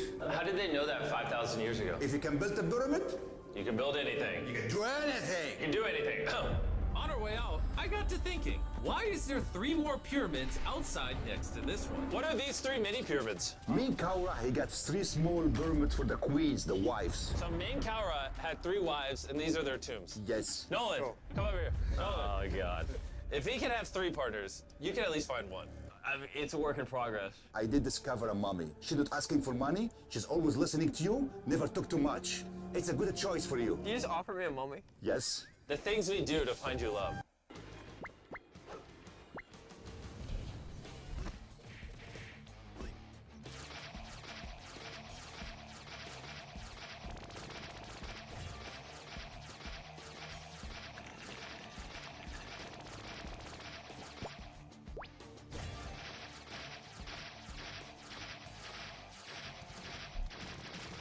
Our time with Ashraf was coming to an end, and before he left, I wanted to hear his take on this. So aliens didn't build the pyramids? Aliens, come on, don't break my heart. We have 124 pyramids all over Egypt. So each time I'm calling aliens, come build a pyramid for me. Cannot be like this. Egyptians were the builders. Tariq! What? Don't bring up aliens again. You did! Egyptians built it. If you can build a pyramid, you can do anything. Yeah! Let's go! And by anything, I guess that also meant a massive, half-human, half-lion mountain of a sculpture, which I'm sure is crawling with secrets. And now we're at the Sphinx with Dr. Zahe, the man who basically found everything here. I read online that there's a temple buried beneath the Sphinx, filled with gold, and I'm on a mission to find out. Who is right, Dr. Zahe or all the conspiracy theories on the internet? Okay, Jimmy. Yes, sir. Help me. Whoa, is that an entrance? Yes. I cannot believe I'm entering the Sphinx. I want to see if that temple's real. I'm not sure I'm gonna fit. You will. Whoa, this is cool. All right, let's see if there's any hidden gold. Zaya, I just see an empty hole. Then I need you to give a statement right now. I need a statement. All right, Zahe, there was nothing inside the Sphinx. Jimmy, we are going to make history. And what better way to make history than by leaving a message for the future? How long do you think this paper will survive down here? Thousands of years. Really? We'll dig it now. With the letter, can I bury this gold swarm? Perfect. This is worth $10,000. Really? This is for the future. Yo. And I guess the internet conspiracy theories are right, because the Sphinx definitely has gold in it now, thanks to the rarest swarm in the entire world. Guys, I'm trusting you not to steal this gold. At this point, I was starting to wonder what the other boys were doing until I heard this sound above me. Zahe, do you hear some helicopters? I can't believe we're doing this! Somehow, the boys convinced the Egyptian military and government to let them fly around in helicopters while Zahe and I were exploring the Sphinx. This is an awesome day. But the coolest part of this entire experience is yet to be seen. When you take us to the top of the Great Pyramid, you're gonna show stuff on camera that you've never shown before. Amazing things. No spoilers. Bro, this video is gonna keep getting better as we go on. And before we climb to the top of the pyramid, we thought, what better way to look for more hidden secrets than in a place that almost no one gets to go? Rami, where are we? We are at the tomb of Emery, one of the places that is completely illegal for people to go in. That's why you're gonna unlock it. Before we go in, it's extremely, extremely important not to touch these walls. Do you hear me, Nolan? Loud and clear. You should stay out here. Just maybe. Hey, finger food. I will not touch the walls. Finger food? What is that? Wall toucher. What does that mean? Wall toucher? Hey, Butterfingers. Oh. Ready? Yeah. I thought I had seen it all, but nothing could have prepared me for what I was about to see in this tomb. Whoa. Guys, come in here. Oh my gosh. Oh, this is beautiful. This was the tomb of the high priest at the time, which is like the pope of the time. No one is allowed in here because these colors cannot be hurt after surviving 4,600 years. This drawing is 4,600 years old? Exactly, 4,600 years It's old. everywhere. Whoa. And tombs like this were sometimes more important than pyramids for us. They explain the daily life of Egyptians. This is the one we figured out how ancient Egyptians made wine. Really? They're stomping on grapes up here and going through the process to bottling the wine. So this is like a YouTube video, but 5,000 years ago. This is a how-to video. Dude, this is the most beautiful room I've ever been. Wait, Carl, there's more over here. Whoa, what is all this? These are normal ancient Egyptians giving the normal offerings, ta and hanket, bread and beer, to the high priest Emery. How do you think the high priest would have reacted if they offered Season 2 Mr. Beast Lab swarms that are available now? I think Emery would very much appreciate it. Much like the buzz around Mr. Beast Lab Swarm Season 2, our fourth day in Egypt was just getting started. We're kicking things off by going to the workman's tomb and joining an active excavation. Today's gonna be a great day. Let's have some fun. Woo! The only thing that can make this moment better is some Feastables chocolate. Ooh, wait, for all of us maybe? Yeah, you can look at the pyramids. Man, that would hit with Feastables though in my mouth probably. And so, with only 22 hours left, I thought we'd upgrade from camels to something a little faster. Guys, run ready? Go for it. This is insane! This is so sick! Yeah! Woo! This is way too much fun! Let's go! We're ATVing by the pyramids right now. Why did we ever ride camel? I feel like I'm in Indiana Jones! We are now at the workman's tomb. Let's see if we can find one. And who better to show us around the workman's tomb? Once again, Dr. Zahi. These are the tombs of the pyramid builders. According to Zahi, this is literally where the people who built the pyramids were buried over 4,600 years ago. Sometimes there are slow days, but I work hard anyway.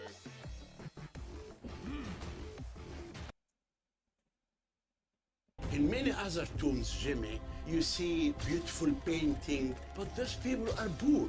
This is so beautiful. This man, his name is Neferfis. Wow. And I know what you're thinking. Just because the writing on the wall says the people who built the pyramids are buried here, it doesn't actually prove that they were. And I thought the same thing until I saw this.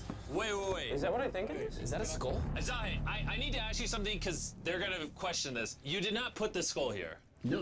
This is the exact location of the skeleton. From 4,600 years ago. Yes, no, we will not move it And at you're all. letting me excavate it. Is that a spine? Whoa. Yeah, we found out that all the skeleton here of men and women had a stress on their back. Okay. Why? Because they're moving 2-ton blocks? Exactly! Yeah. Very smart guy.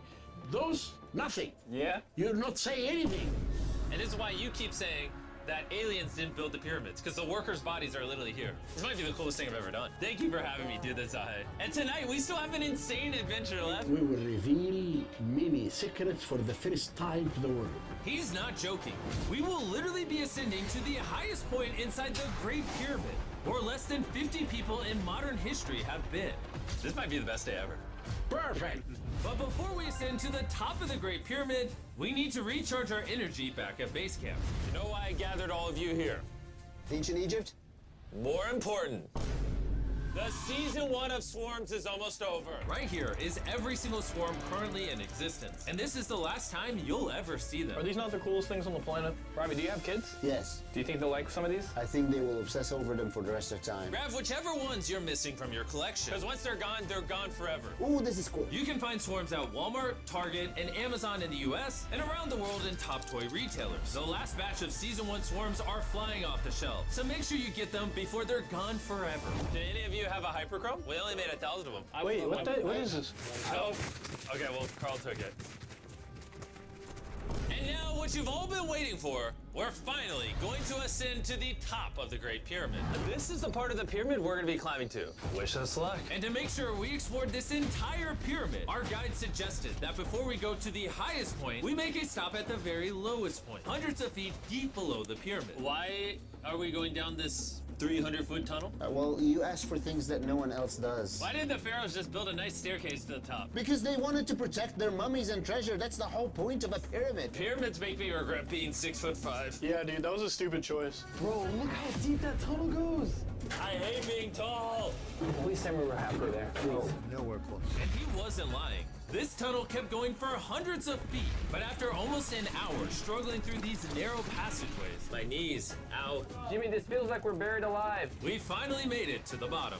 Whoa, I can stand. Rami, is it normal to be lightheaded? You just crawled down over 300 feet. I have bad knees that hurt. Whoa, this is pretty huge. When we first discovered this, we came into here, this massive chamber, and nothing was found. Why was it empty? That's another decoy. They went through all this effort just to create a decoy chamber. Correct, which makes you wonder. Is the chamber we found the real chamber? Is it also a decoy? Which would imply that Khufu's body could still be in here, somewhere in the pyramid, proving that the pyramids were built as tombs for the kings of Egypt. But this decoy chamber also included the deepest point in all of the pyramids. Guys, I'm gonna be the person that's gone the deepest. I'm at the lowest point of the pyramid! And now that we've been to the lowest point of the pyramid, let's go to the top. From here at the bottommost point, the same long passage took us to where we could meet Dr. Zahi and begin our ascent to the top of the pyramid. Now, I need you to choose the 5 people that they will go with us. Only 5? 5. Who's staying behind? All right. Rock, paper, scissors, shoot. No! Hey, Nolan, it was nice knowing you. Hey, fair and square. And so from there, we somehow ended up back in the corridor we went through on day 1 to get to the king's chamber. We started the video off going down this tunnel, but to end the video, we're going to the hidden chambers up above. In the last 5,000 years, less than 50 people that we know of have been up here. Is this a bad time to say I'm afraid of heights? I couldn't think of a worse time for you to tell me that. And let me tell you, it was not easy getting up here. The top of this ladder led to another tiny passageway. The final hour of the challenge, and we're making a journey to the top of the pyramid. This is hard. Good, Jimmy. Good boy. Not gonna lie, I thought this would be much easier. What is this over here? We are in the 3rd chamber now. We have 2 under us. But the most important one are room number 3, 4, and 5. Now, room number 4. All right, let's keep her going. Okay, let's go. Chamber number 4. Whoa! Carl, look at this! Yo! We're about to head to the tippy top of the pyramid. This is now my favorite video ever. Isn't it awesome that Nolan's not here? Yeah, that's my favorite part of this entire thing. But anyways, let's head to the top. Let's do it. Oh my gosh. Woo. Zahe, Yes, how did you do this? I have no idea. And just like that, we are now at the highest point inside the pyramid. We made it, Chandler. Oh my gosh. There's so many bats in here. This is not how I wanted the video to end. We got like 2 minutes left or we're being attacked. Jimmy, come here. This is one of the names of the gangs who built the pyramids. Hyper means team, Singsu means friends, Cartouche, Hofu. Hofu. This means the group, friends/gang of Hofu. And that was written 4,600 years ago. Exactly. Throughout this video, we have learned as much as we could about the origins of the pyramids, and the Egyptologists have shown us the best evidence they could find. Egyptians were the builders. From the workman's tomb to the skeletons buried nearby, Were which had the all been builders. affected by manual labor, to looking under the Sphinx for secret rooms and treasures. There's not aliens down there. To researchers, this graffiti is the nail in the coffin for anyone who doubts that ancient Egyptians built these pyramids at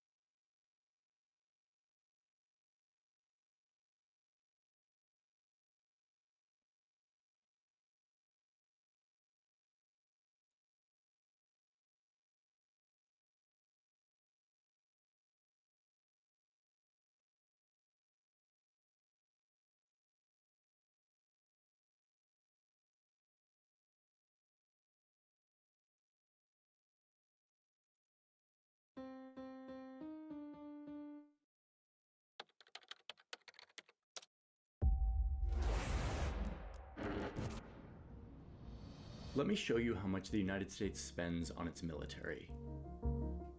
Over here you've got Russia, China, India, and other big military powers. And yet, if you combine them all into one, the US still spends more than the next 10 countries combined. But I'm interested in what happens inside of this circle. Like, what are we spending our money on? $916 billion. In here, we'll see everything that the military spends their money on, from salaries for soldiers to elementary schools for their children. We'll see the $21 million helicopters, and these missiles that cost $1.6 million each. And we'll see how much the Pentagon spends on the development of new weapons, new technology, like these ship-based laser weapons. And of course, the most expensive of all, the F-35 fighter jet, that will end up costing the taxpayers $2 trillion. We even made a little model of this guy. And like the real thing, the model is continually breaking down. No. Okay, here we go. Yeah, the door thing is really hard to put in. Yeah. Of all the money our Congress...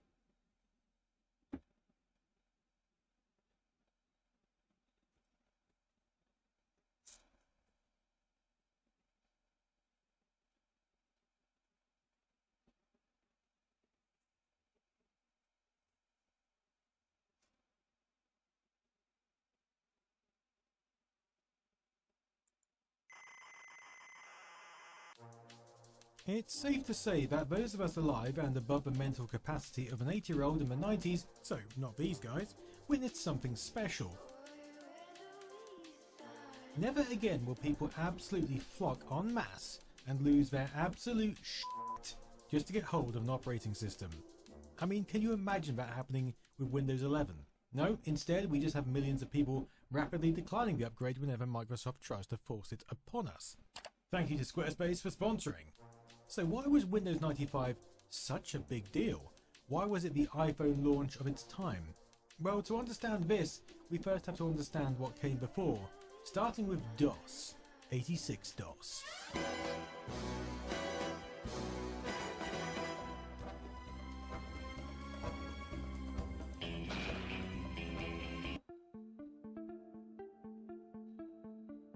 In April 1980, 24-year-old Tim Patterson started developing an operating system he called QDOS, standing for Quick and Dirty Operating System. His company, Seattle Computer Products, was one of the first to begin manufacturing computer systems based around the new 16-bit Intel 8086 processor, but needed a functioning operating system to sell their products. At the time, Digital Research were producing the industry standard OS, but CPM was designed for 8-bit systems, and they were dragging their heels porting it across to the 8086, a somewhat costly mistake. By December 1980, QDOS had been renamed to 86DOS, and Seattle Computer Products were able to sell it for $95 to owners of their hardware or RC Cars and Coffee. Levi, what's up, At folks? around the same time, IBM were developing a new Intel 8088 personal computer, and were also on the hunt for an operating system. They also turned to Digital Research, but Digital Research declined IBM's proposal of $250,000 in exchange for unlimited distribution, instead wanting a royalty-based model. IBM then went to Bill Gates, head of Microsoft, who had worked with Seattle Computer Products in the past, creating Microsoft Basic for their systems. In a somewhat sneaky deal, Gates went back to SCP to negotiate and purchase 86DOS for $50,000, which after a few modifications was then licensed to IBM for use on their new personal computer. This became PC-DOS 1.0 and shipped as standard with every IBM PC, with Microsoft still retaining the right to sell it themselves under the MS-DOS brand as they saw fit.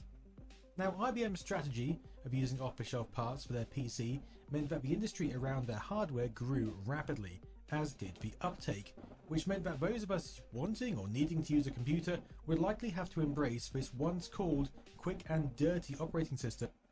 I don't know. This is why the world went nuts for Windows 95. I remember Windows 95, but I don't remember it coming out and people went crazy about it. I remember when XP came out and people were going crazy about it. My first operating system was Windows 2000. Actually, Windows Millennium Edition. And therefore its command line driven interface. This is pretty much all you get when you turn on a PC running DOS. A drive label and a flashing prompt. Okay, good luck with that.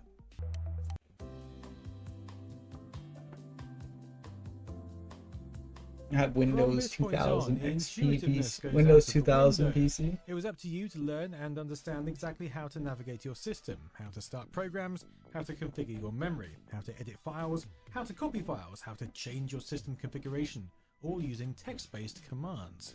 Now, this wasn't necessarily something new. After all, most computers of that era would throw you straight into a similar situation upon boot. But for those of us who weren't hobbyists or enthusiasts, perhaps someone just using a computer for their job, this wasn't the most user-friendly situation. This was something that a little company called Apple had the foresight to understand. I first learned how to use a computer, But he was an Apple particularly good at computer. It turning was the first something computer I ever created used. by and for tech heads into something that the masses could not My only first use, my first personal computer was like a Windows PC, but in school I was taught how to use a Mac first. IBM's PC, with an added playfulness that would make it attractive to young people like themselves. And they wanted it easy to use. With Macintosh, there are no complicated commands to be memorized and typed into the machine. All you do is move an arrow with a selection device called a mouse and point to what you want from a menu of options presented on the screen.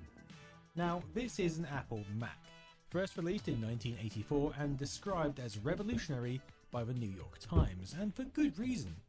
Rather than being a bulky system of components that would boot into a virtual abyss, the Macintosh would take users straight into an intuitive graphical user interface controlled by a mouse, featuring a single button which was quicker to pick up than your mum on Burns night.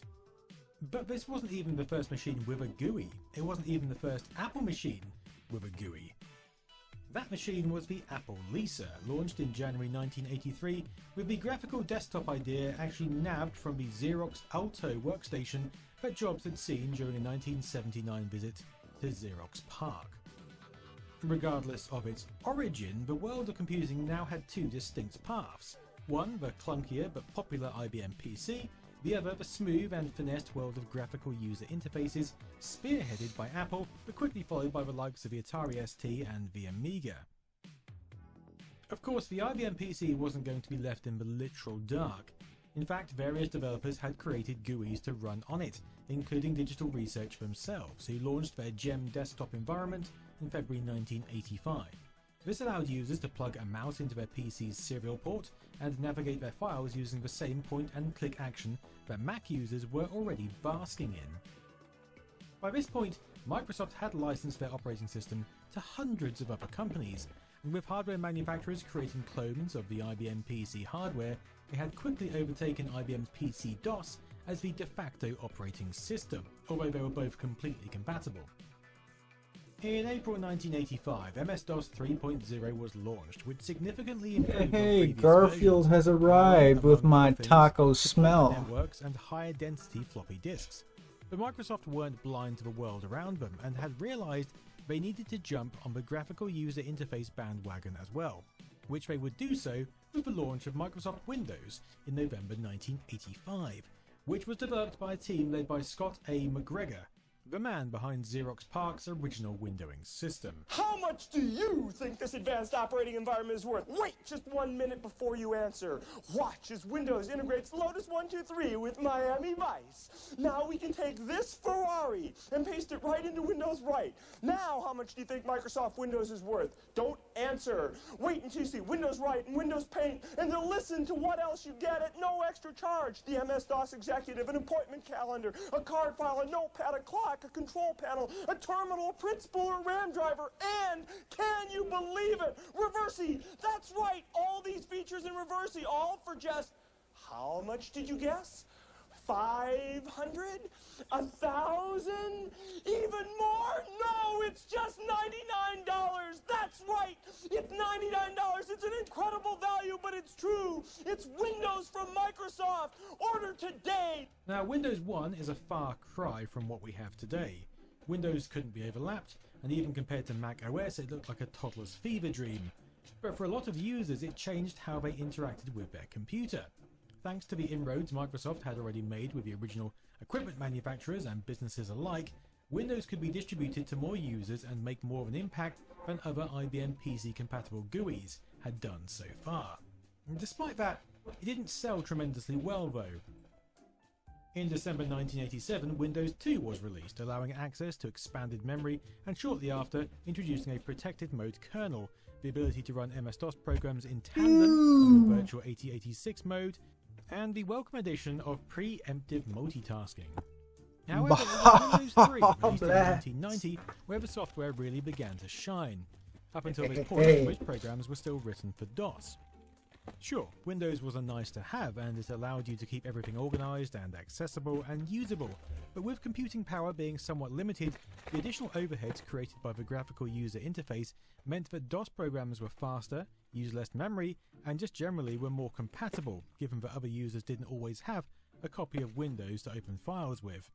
It was also far more common for developers to create DOS software than Windows compatible software, given that almost every PC owner had DOS, but only a subset had Windows.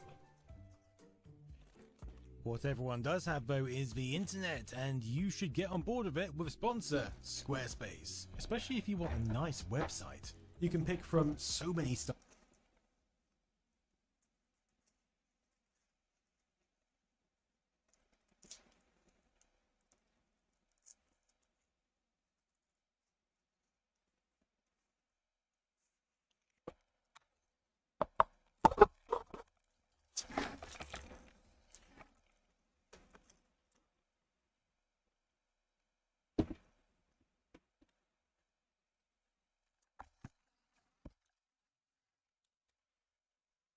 Bah.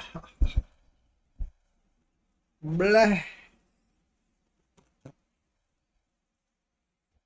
Bah. Blah. Alright, let's see what we got going on here. Look at that. Look at that. Look at that. Look at that. Look at that. And all that hot sauce. Jeez.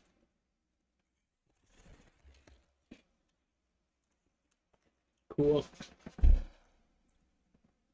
Where shall we start? Like a mystery. I don't know what any of these are. Ooh, this looks like a little burrito, maybe?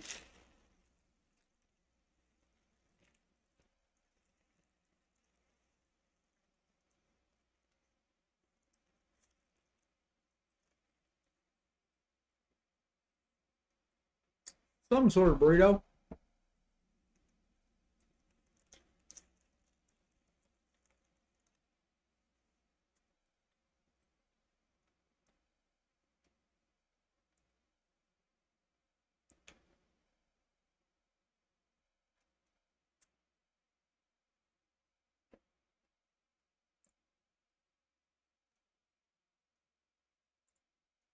Check out how this app helped me buy whatever I want in my favorite game. Unlimited money makes it so you can get what you want from the game. These giants are powered by the most massive engines ever made. Some of them are taller than a 4-story building. Way more than 7 Boeing 747 aircraft combined. And generate enough power to run 20,000 homes. Here are the largest and most powerful engines on the planet. Welcome to Explained. Let's start with the Caterpillar C175-20. If you've ever seen a Caterpillar 797 haul truck, you'll know it's gigantic. It's used for large-scale mining operations Hey, look. and is as large as a 2.5-story house. It's a hard shell and a soft So shell. how do you power up a beast like this? Well, you'll need this bad boy.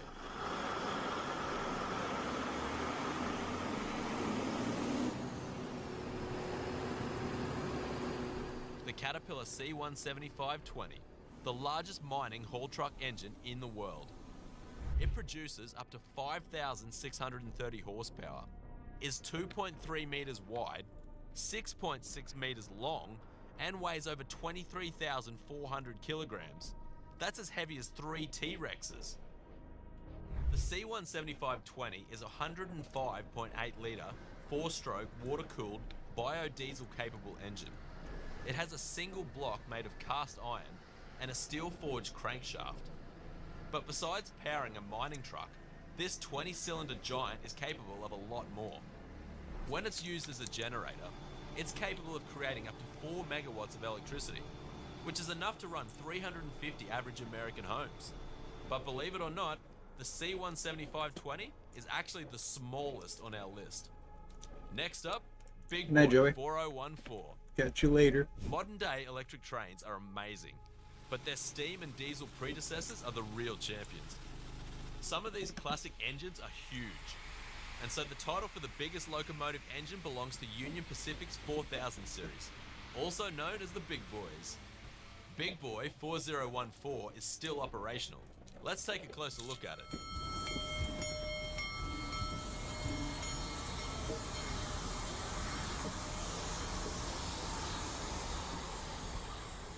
The engine is a little over 40 meters in length and weighs over 508,000 kilograms. That's as heavy as 4 Statues of Liberty. Each Big Boy needed 25,400 kilograms of coal to fuel the engine, along with 94,600 liters of water. And despite its size, these mammoths could touch speeds of 112.6 kilometers per hour.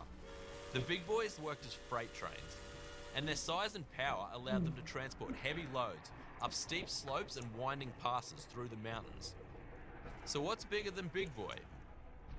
Presenting the GE9X. The GE9X is officially the What the heck world's is this largest and most powerful commercial jet engine. This looks like the... Have with me here a Guinness World Records cycle certificate I'd like to present to Ted. This beast was specifically made by General Electric Aviation and was developed specifically for Boeing's new 777X wide-body jet. Let's take a closer look at it. The front fan is 3.5 meters wide in diameter, and the whole engine is as wide as the body of an entire Boeing 737.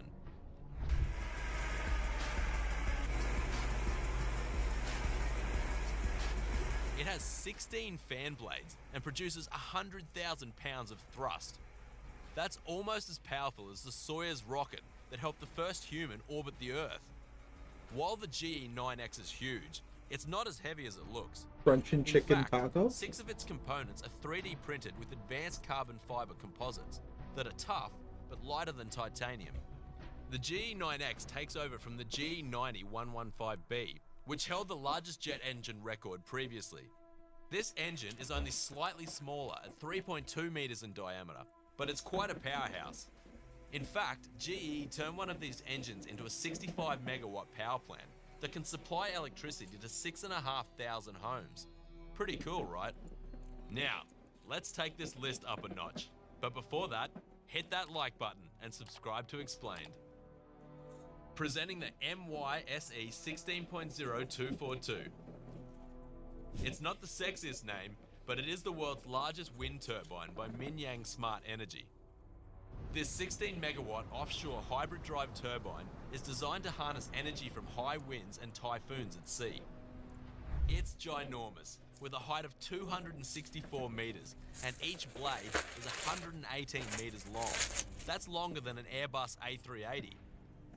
Its rotor diameter is 242 meters, and the total swept area it covers is more than 6 football fields. The MYSE 16 can generate 80,000 megawatts of electricity, which is enough to power over 20,000 houses. Its prototype installation is expected in early 2023, and the commercial use expected in the first half of 2024. So let's take a look at another massive wind turbine that's operational. General Electric's Halliard X, 14 megawatt. This 14 megawatt giant makes GE Renewable Energy the first company to operate a turbine at such a high output. The prototype for this giant started operation in the Netherlands in October 2021. And here's a glimpse of its installation.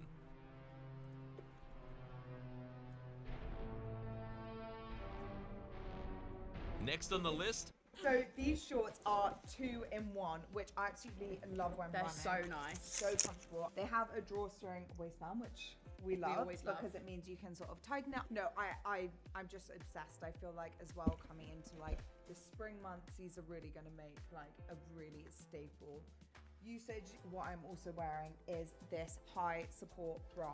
It's so nice. I feel like it's so sophisticated as well. So stunning. We have the reflective strips.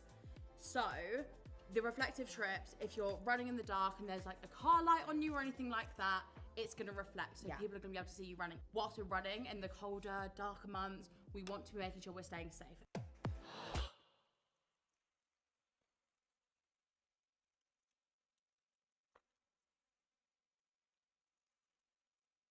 A Verbo is for sharing all kinds of moments.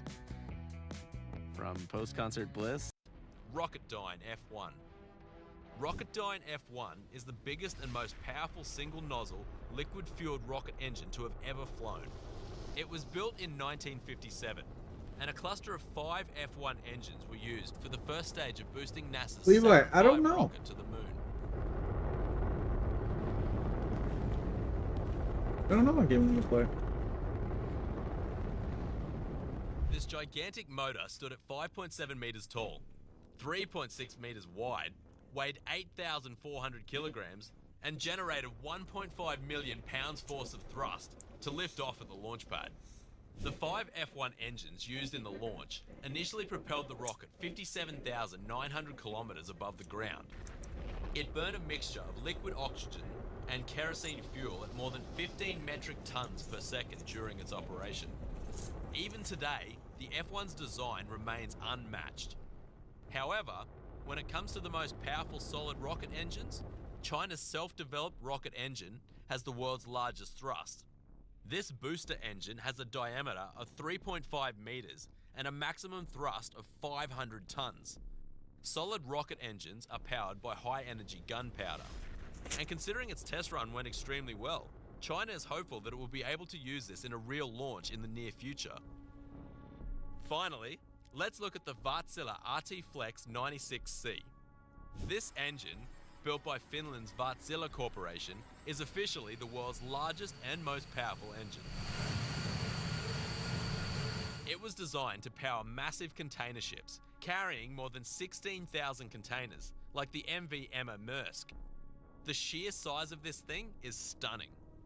It weighs 2,300 tons. is 27 meters long and is 13.5 meters tall. That's as high as a 4-story building. This engine literally needs stairs and an elevator for people to move around it. And it has its own team of engineers that do repair work on the go and ensure things run smoothly 24/7. So, a piston cracks. Can you repair that? Yeah, we can exchange. Right? Yeah. Conrod breaks. The next conrods. Yeah, mine also can do. Really? Cylinder liner cracks. We have spare ones.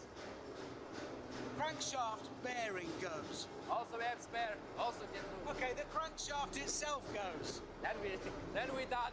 We need riders. That's it. The crankshaft alone weighs 300 tons, while each piston is 5.4 tons. With 14 cylinders and a turbocharged 2-stroke diesel engine, it is the most powerful engine in the world. It has an output of 108,920 horsepower at 102 RPM, and this can propel container ships at a speed of 27 knots.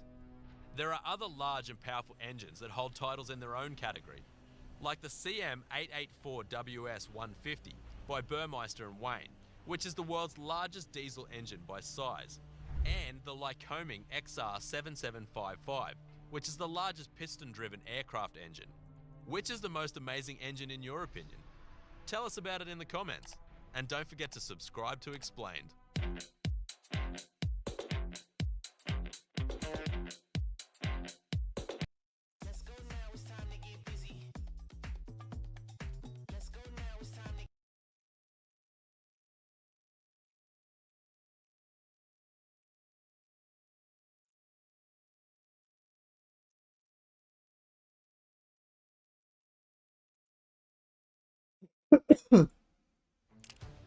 From the completion of the world's highest bridge to massive new airports, skyscrapers, and metros all around the world, 2025 is shaping up to become a very exciting year for mega projects around the world. Two completely different projects are currently in the race to become the tallest skyscraper in Canada, while India is building the single largest hybrid renewable energy park the world has ever seen.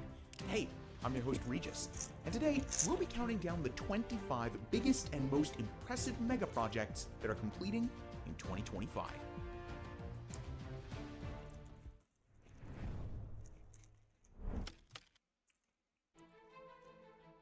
We start off this list with the JP Morgan Chase building, a brand new $3 billion skyscraper that's set to open in New York City by 2025. Located at 270 Park Avenue, this new building will become the new headquarters of JP Morgan Chase. With a height of 423 meters, it's already the 6th tallest building in the city ever since construction topped out all the way back in February of 2024. And although 6th doesn't sound that impressive, we're talking about New York City here. The standards for skyscrapers are quite literally very high. The remaining construction work on the project mainly revolves around finishing touches on the skyscraper's facade, as well as its interior.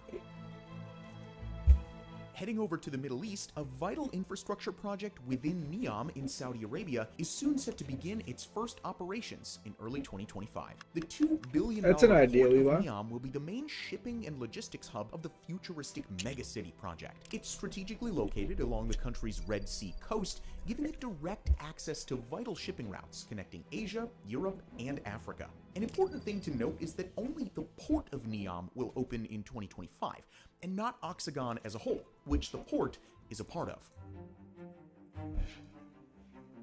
Up next, India is about to start operations of what's set to be the single biggest hybrid renewable energy park in the world. With a capacity of as much as 30 gigawatts of both solar and wind energy, the Kavda Solar Park, located in Gujarat, just by the border with Pakistan, will be able to power as many as 18 million Indian homes. But those figures aren't the only thing that's impressive with this insane mega project. It's actually so big that the entire facility will span a mind-boggling area of 726 square kilometers. To put that into perspective, just this one energy park alone is roughly the same size as the entire country of Singapore. You can even see it directly from space. The entire $20 billion facility is estimated to be completed by 2026, but commercial operations will begin as early as Q3 in 2025. Now, China's no stranger when it comes to building some of the most impressive mega projects in the world. The most recent addition to their long list of record-breaking creations will be the Huajiang I already have Bridge, Flight Simulator located in installed. the province of Guizhou. At 625 meters above the ground, it'll be the highest bridge in the world once it opens in June of 2025. Self-employed in Canada? Protect your small business with Zinsurance. Zinsurance policies start at only $19 per month. Trusted by 250,000 Canadian small businesses. Save up to 35% today. To put that height into perspective, you could fit the entire One World Trade Center below this bridge, and you'd still have more than 80 meters left to spare. But interestingly, the bridge is estimated to cost only $280 million, which for a project of this size is actually pretty cheap. But aside from serving as a new major crossing across a massive canyon, the bridge will also become a tourist destination of its own, complete with private accommodations, a glass walkway, and even the highest bungee jump in the world. There's also a visitor center where tourists can learn about the bridge's construction and the history of the surrounding region. Over in the United Arab Emirates, a world-renowned art institution is about to open a brand new $1 billion museum in the country's capital. The Guggenheim Abu Dhabi will be the Guggenheim Foundation's very first location in Asia and host a collection of contemporary Arab, Islamic, and Middle Eastern art. The museum will be located on an island The Guggenheim. away from the city's downtown, in a new cultural district, along with other prestigious art institutions such as the Louvre and the British Museum. And for those of you who aren't familiar, the Guggenheim Foundation is a non-profit organization that's known in the art industry as one of the leading institutions for the collection and preservation of contemporary art. We're now reaching the top 20 mega projects of 2025. And before we show you all the super tall skyscrapers, massive airports, tunnels, bridges, and everything else that'll be completed in 2025, we quickly want to thank our long-term partner CyberGhost VPN for sponsoring this video. With over 38 million users worldwide and over 20,000 excellent reviews on Trustpilot, it's just one of the best VPNs out there. So let us quickly tell you why CyberGhost is such a great choice. Now, as you know, a VPN is essential for protecting your digital privacy. Plenty of eyes are watching you every time you go online, and even incognito mode doesn't prevent your internet service provider, your school or work's IT department, even your home Wi-Fi router. They can all track what you do online. Now that's where CyberGhost VPN comes in. Simply select one of their over 100 locations before you browse to encrypt and reroute all of your traffic through their secure servers. This way, no one will even know about your online activity. CyberGhost also unlocks geo-restricted games and content from over 40 streaming platforms like Netflix, Amazon Prime, and Disney+. You can even score better deals online by simply changing your virtual location. It works on all major devices and operating systems: Windows, Mac OS, Android, iOS, and you can protect up to 7 devices at the same time, perfect for sharing with friends and family. With our link, cyberghostvpn.com/megabuilds, you get their best deal ever. Just $2.03 a month plus 4 months free, which is 84% off. There's also a 45-day money-back guarantee, so you have nothing to lose. It's a great product, we can definitely recommend it, and by signing up using our link in the description, you also help us to create more videos like this one. So, thanks in advance. No more Now, blasts. for the top 20, we're heading over to Germany, to the 4 Frankfurt. And if that name sounds a little familiar, well, that's because we've actually featured it a couple of times before here on the channel. In fact,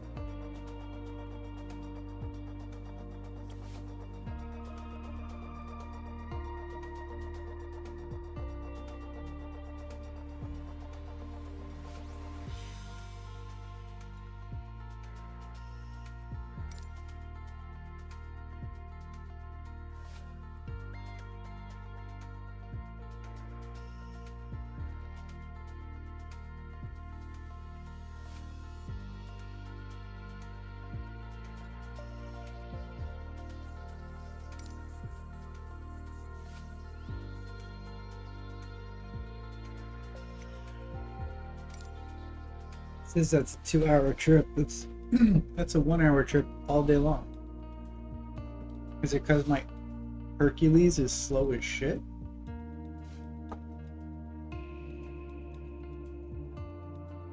Rudder, increase throttle, decrease throttle, brakes.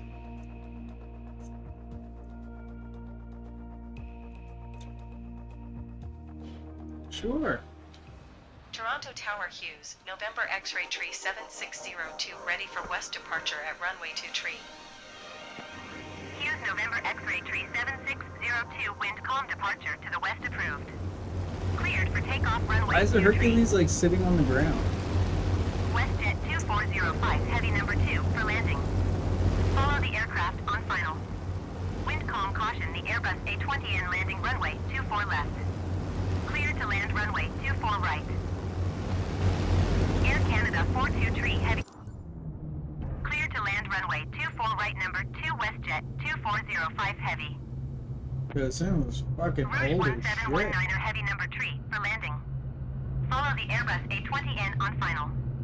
Wind calm caution, the Airbus A20N landing runway 24 left. Clear to land runway 24 right. Clear to land runway 24 right number 2 Air Canada for 23 heavy. Clear to land runway 24 right number 3 Rouge 1719 or heavy. Oh shit.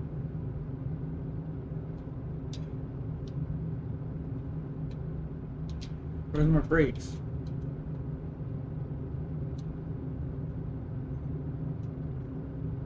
WestJet 2405, heavy exit runway when able. I'm full throttle. Where's my brakes?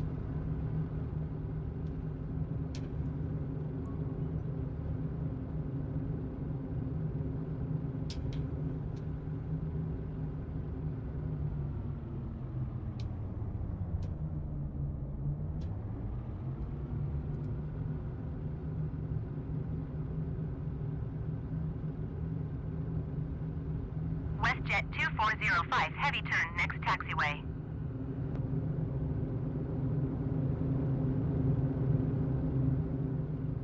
Where the brakes at?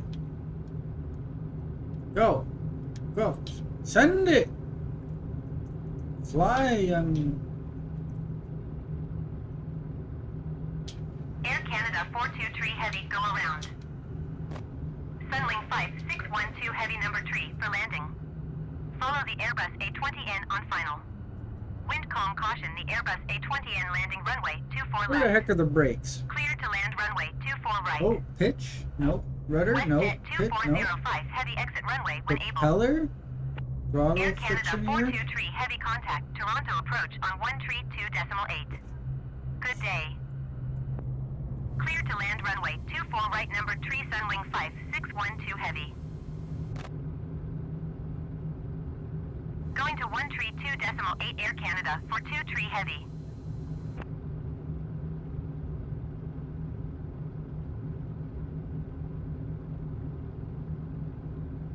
WestJet 2405, heavy turn, next taxiway.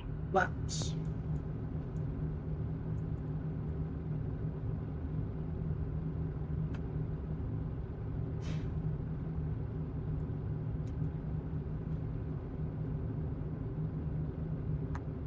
The brakes. Oh.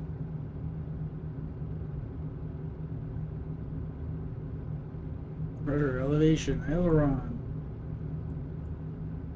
Pitch, trim. WestJet 2405, heavy exit runway when able. Rouge 1719 or heavy, go around.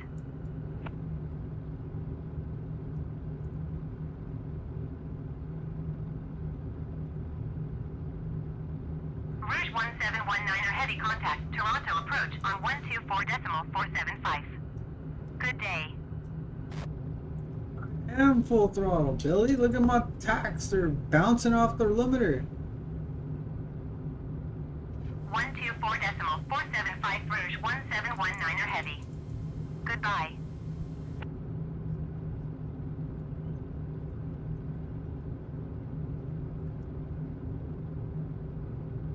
WestJet 2405, heavy number 2, for landing.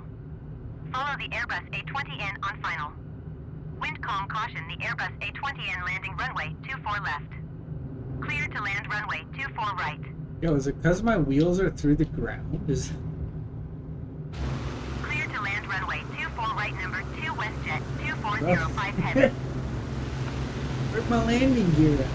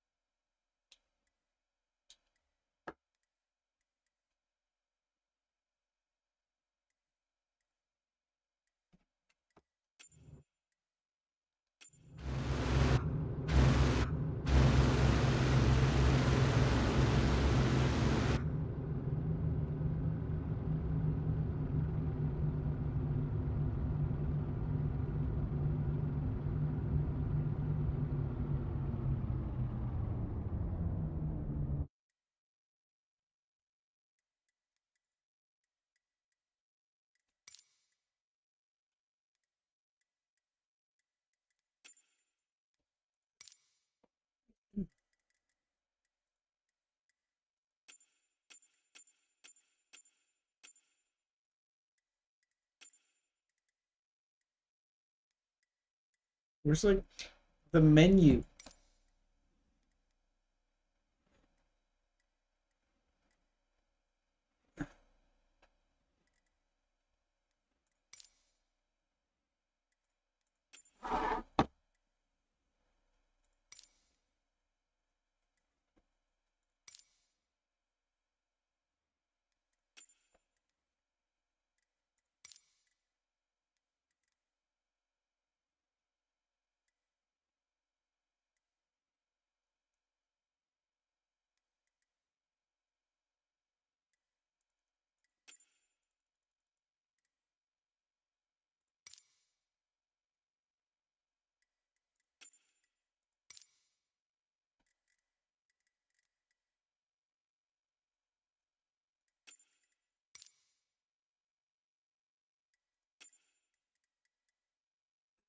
Sunwing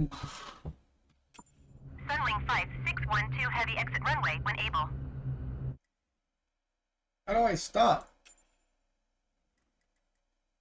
Quit.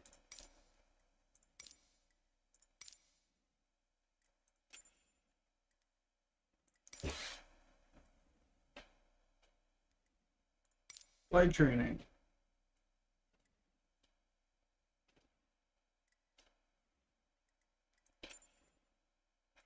Activities.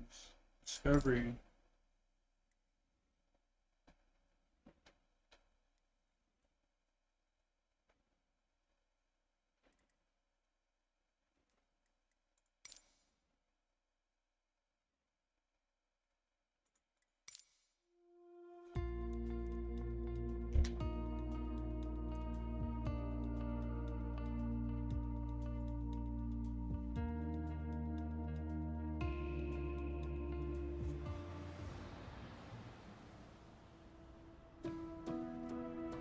You have to take off on water with that one? That's a water one? That didn't look like a water plane. Maybe. Maybe that's why I didn't have landing gear.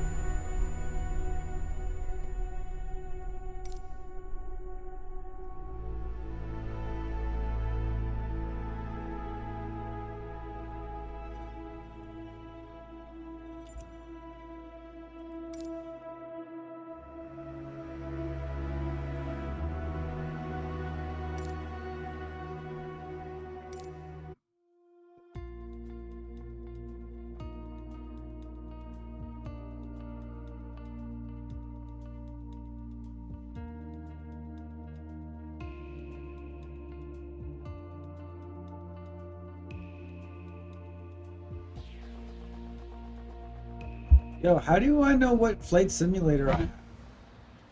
Because it doesn't tell me what it is. It doesn't give me a year. It just says Microsoft Flight Simulator.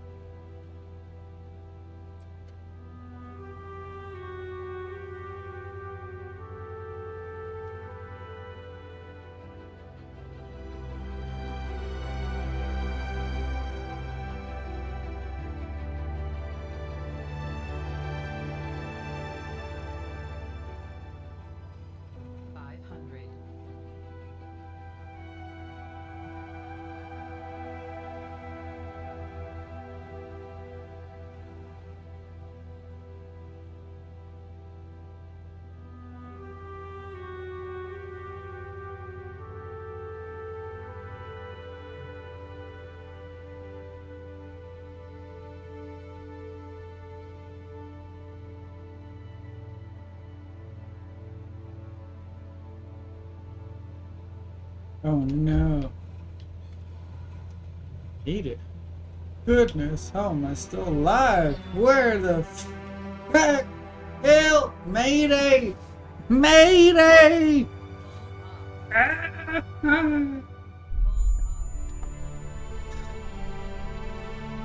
my goodness. Can't believe I lasted that long. No!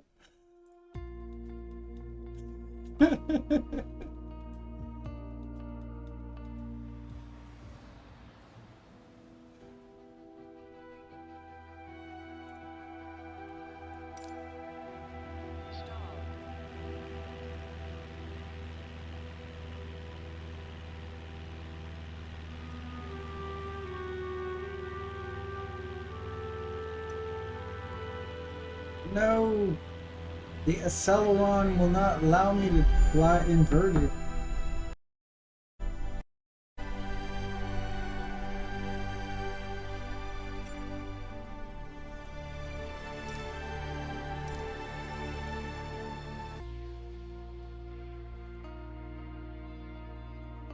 Jeez.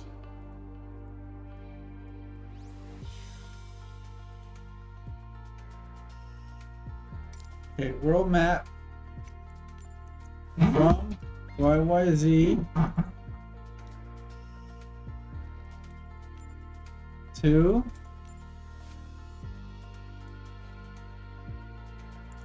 YYZ from runway 23 to runway 6 left.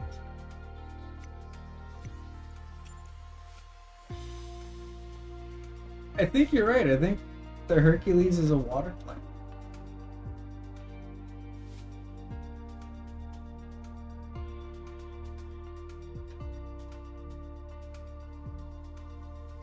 Let's do a 747.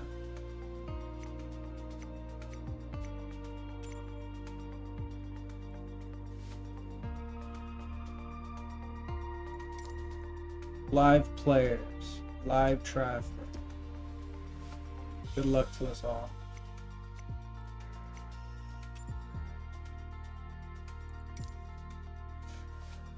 I gotta take off and fly from the same airport.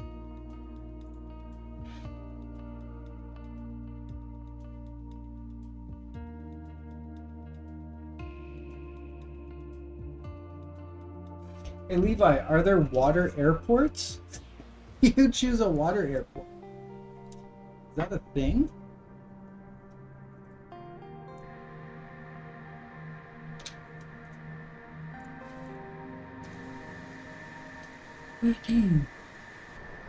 Alright, we ready to fly.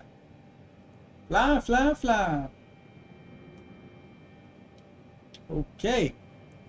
Full speed ahead, Billies. Oh.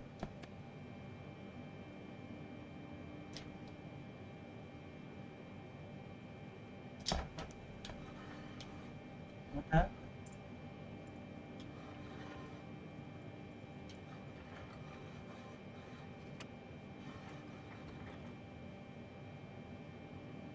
Got my head moved.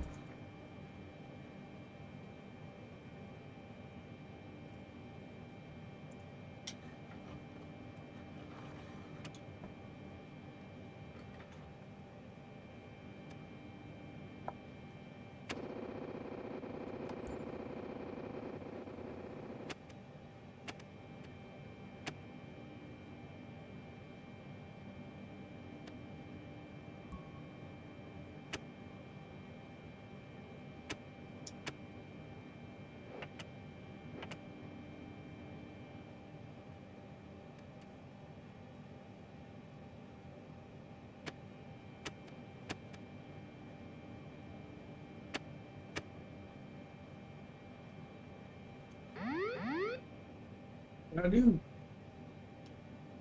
What's the warning for? Go away, master warning. Okay, all fucking throttles to full. Let's go. Let's go, boys.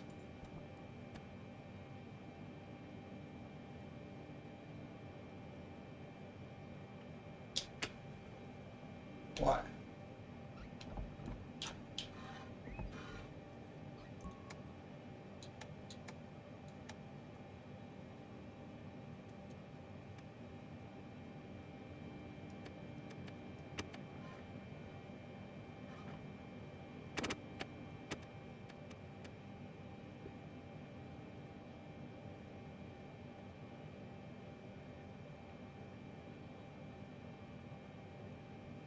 Full throttle applied. Why does it go back to zero? Come on, man.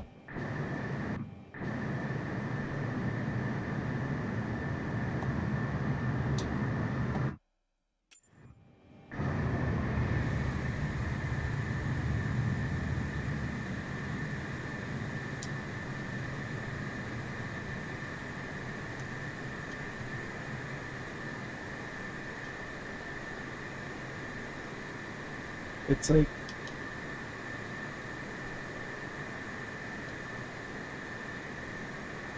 it's not allowing me to power up. Like, why?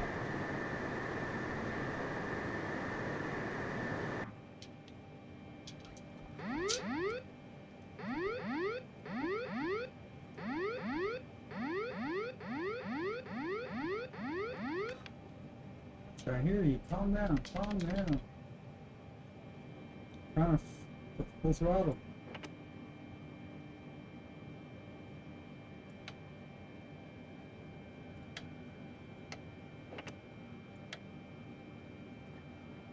Hmm.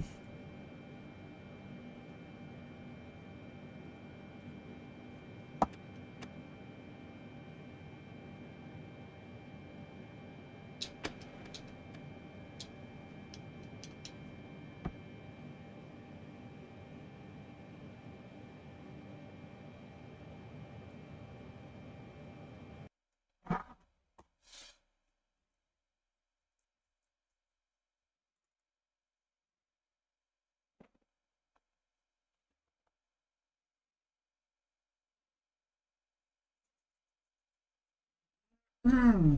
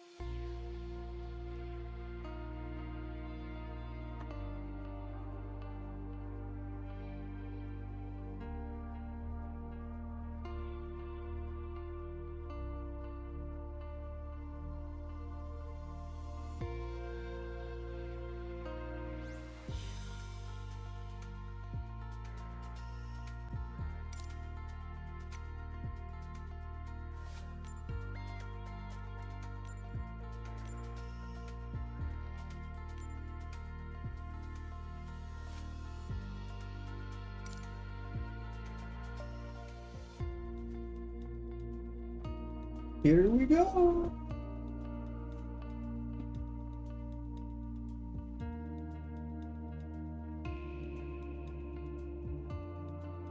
Toronto Tower Boeing Alpha Sierra 747 ready at runway 15 left straight out departure. Boeing Alpha Sierra 747 Toronto Tower, we're IFR. VFR takeoffs not permitted. Contact ground on 119.1.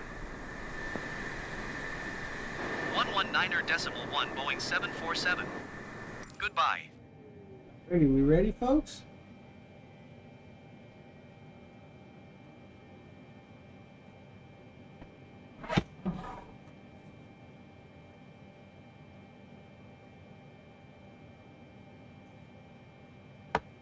Alright, so release parking brake.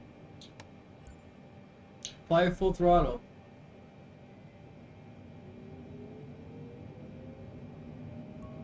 Oh, that worked. Oh shit, we're moving! We're moving! We're moving! Oh, what was that noise? Are we okay? Hello? Why am I the only one in here? Should be two of us. Toronto Tower, Rouge 1665 Heavy, 12 miles southwest inbound ILS runway 06 right approach. Rouge Left off. 1665 Heavy, Toronto Tower. Altimeter 29.9er, 1 wind 090 at 7. Cleared ILS runway 06 right approach. Cleared ILS runway 06 right approach Rouge 1665 Heavy. Nice.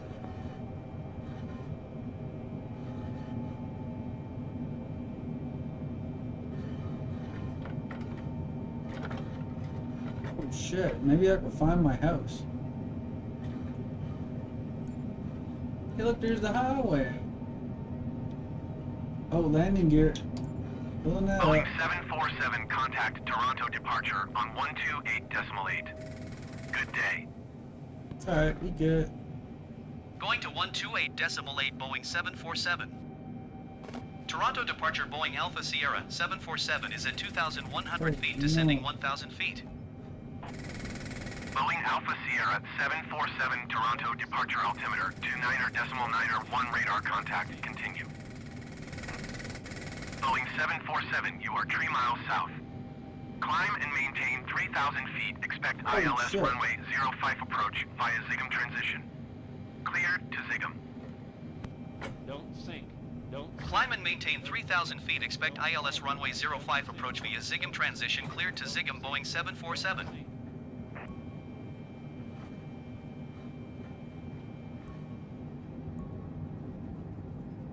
Am I going the right way? Boeing 747, you are 2 miles west of Toronto. Contact Toronto Tower on 118.7 when inbound. Tower on 118.7 Boeing 747. Toronto Tower Boeing Alpha Sierra 747 3 miles west inbound ILS runway 05 approach. Don't sink. Boeing Alpha Sierra 747 Toronto Tower. Altimeter 29.9er, 1 wind 090 at 7. Cleared ILS runway 05 approach. Rouge 1719er, heavy exit runway when able. Cleared ILS runway 05 approach Boeing 747. Air Canada 1280 heavy number 3 for landing. Follow the Airbus A20N on final. Wind 090 at 7. Caution, the Airbus A20N landing runway 06 right. Cleared to land runway 06 left. Rouge 1719er heavy, turn next taxiway. Hey, how do you put this away? I'm trying to use my stick. Toronto Tower Air Canada 506 heavy, 8 miles southwest inbound ILS runway 05 approach. Oh, phew. Air Canada 506 heavy, Toronto Tower. Figured it out. Altimeter 29.9er, 1 wind 090 at 7. Cleared ILS runway 05 approach. Cathay 826 heavy go around. Cleared to land runway 06 left number, Tree Air Canada 1280 heavy. Don't sink. Rouge 1719er heavy, turn next taxiway. Don't sink. Why is it telling me don't sink? Don't sink. Cleared ILS runway 05 approach Air Canada 506 heavy. Don't sink. Look, I'm full throttle. What do you mean don't sink?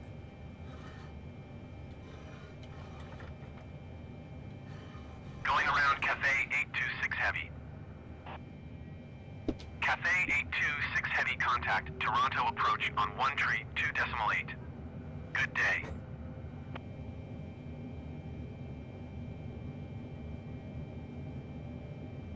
Rouge 1719er, heavy exit runway when able. 400. Oh, 3, don't sink. don't sink. 2, Don't sink. 132.8 Cathay 826 heavy. don't sink. Goodbye. Don't sink. 60. Don't sink. Don't sink. Toronto Tower, Eva Tree, 6 heavy 7 miles, southwest inbound ILS runway 05 approach. Eva Tree, 6 heavy, Toronto Tower. Altimeter 29er.9er, 1 wind 090 at 7. Cleared ILS runway 05 approach. Rouge 1719er heavy, turn next taxiway. Air Transat 187 heavy, turn next taxiway. Air Canada 1280 heavy, go around. Boeing 747 number tree for landing. Follow the Yo, aircraft Chief, on what's final. up? Wind 090 at 7. 747 Boeing. Cleared to land runway 05 number tree Boeing 747. That's me. Porter Tree 06 heavy, go around. Air Transat 187 heavy, exit runway when able. Rouge 1719er heavy, follow the aircraft on final. Wind 090 at 7. Caution, the Airbus A20N landing runway 06 right. Cleared to land runway 06 left. Porter Tree 06 heavy, contact Yo, my Toronto first time, on 124. my first time I was playing this game, I was like pressing all the buttons, and I accidentally turned off my fuel, and then the warning lights started to come on, and I only have running off 2 motors right now. Cleared to land runway 06 left Rouge 1719er heavy. Alright, we're actually going to land on one. We only have one working motor. ILS runway 06 left approach. Jazz 899er 5 Toronto Tower. Altimeter 29er.9er 1 wind 090 at 7. Cleared ILS runway 06 left approach. No engines. Boeing 747 go Oh around. shit. Rouge 1719er heavy, turn next taxiway. Air Transat 187 heavy, exit runway when able. Air Canada 506 heavy number 2 for landing. Follow the Airbus A20N on final.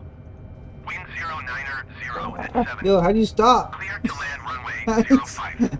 Where's the brakes? Speedbird 9er heavy, go around. Help! Rouge 1719er heavy, That's the exit brakes. runway when able. This brakes? Cleared ILS runway 06 left approach. Jazz 9er 5. Why did I hide in the fuck Air out? Transat 187 heavy, exit runway when able. What's going on? Cleared to land runway 05 number 2 Air Canada 506 heavy. Cleared ILS runway 05 approach Eva Tree 6 heavy. Toronto Tower China Southern Tree 11 heavy 7 miles southwest inbound ILS runway 05 approach. Oh snap. Rouge 1719er heavy, exit runway when able. China Southern Tree 11 heavy Toronto Tower. Altimeter 29er.88 wind 070 at 8. Like I have no power Cleared in my ILS motors. runway 05 approach. Air Transat 187 heavy, exit runway when able. Speedbird 9er heavy, contact Toronto approach At least I know. 125.4. Good day. Air Canada 506 Goodness. heavy, go around. 125.4 Air Canada 1280 heavy. Use the parking brake. Where is the parking brake? Rouge 1719 Oh. heavy, exit runway when able. Right next to the speed brake. Air Canada 506 heavy, contact Toronto approach Ton. on 124.475. Good day. Oh man. 125 for Speedbird 9er heavy. How do you shut off the radio? Tell radio to fuck off. Which one's the radio? That 124.475 one. Porter Tree 06 heavy. Change the station. Goodbye. Toronto Tower. Cathay 82. Cathay 82.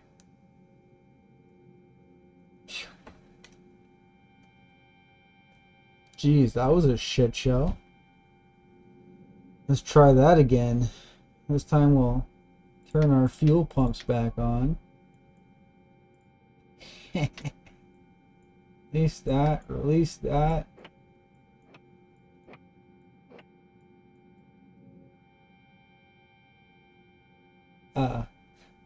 I must have stalled. How do I turn it on?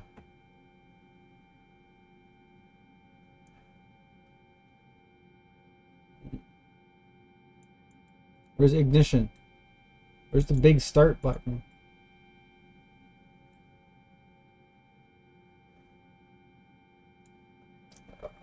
Oh shit, there's stuff up there. I didn't even look at this. Oh my goodness.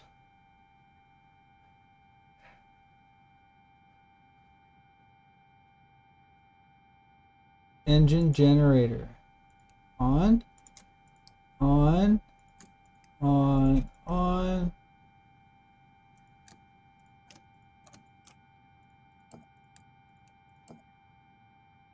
Drive. Oh. Fuel valve. Oh, I don't know what that did. Hey. No, cover. Cover for what? What else we got up here?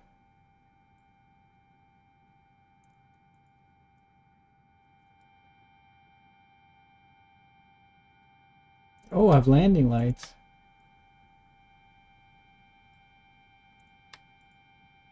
Oh, I didn't do much.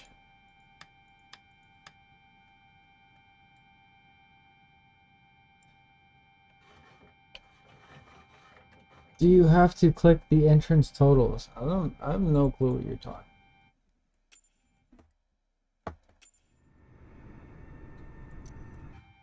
I don't know what I'm doing.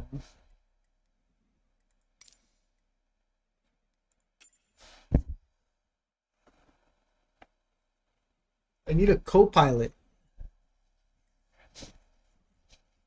I don't even know how to get back to the main menu.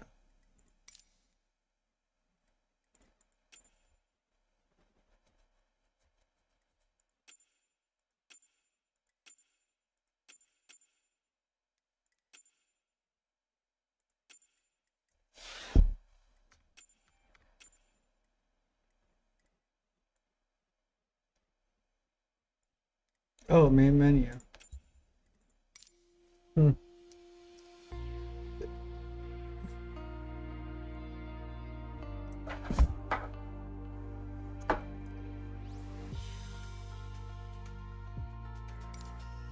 World map.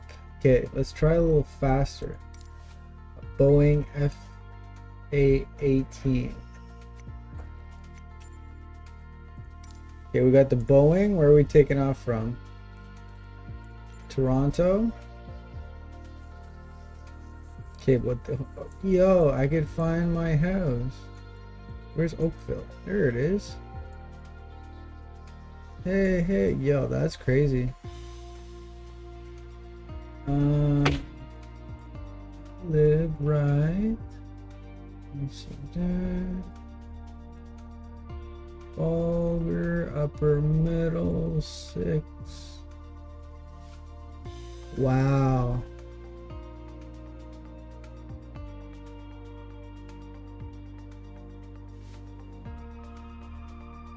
You can see my house from here, guys. That's cool. It's an old picture though, because I don't have the tree anymore.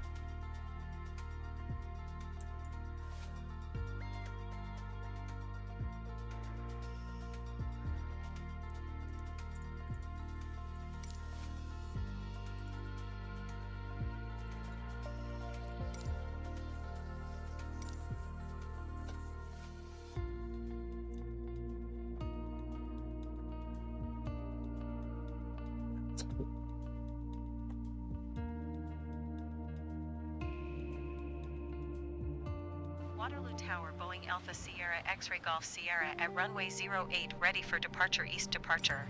Yeah. Don't yell it. Why can't I see shit? Okay. Release parking brake, full throttle. Copy.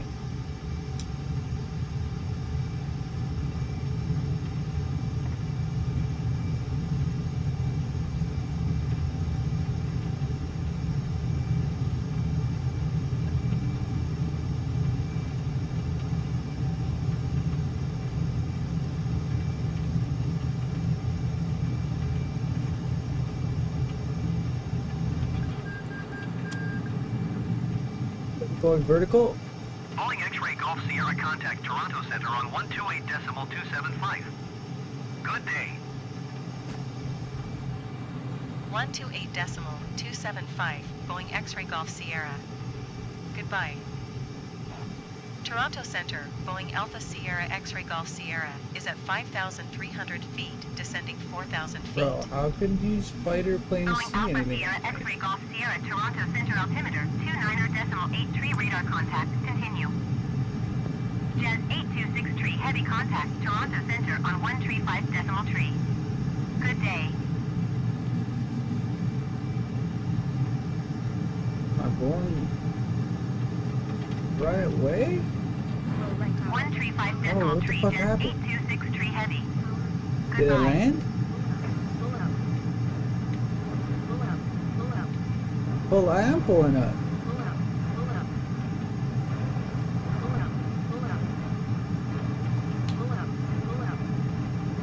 Am I at the bottom of the ocean? What's going on here?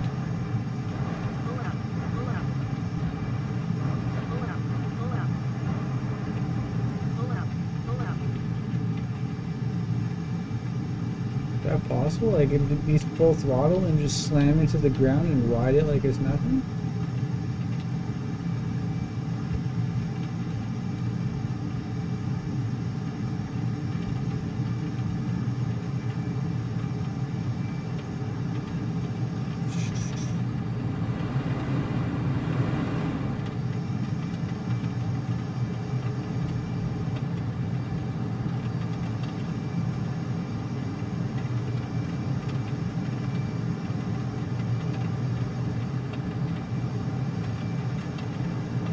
Fuel cover is open or closed? Fuel cover. Or fuel cover?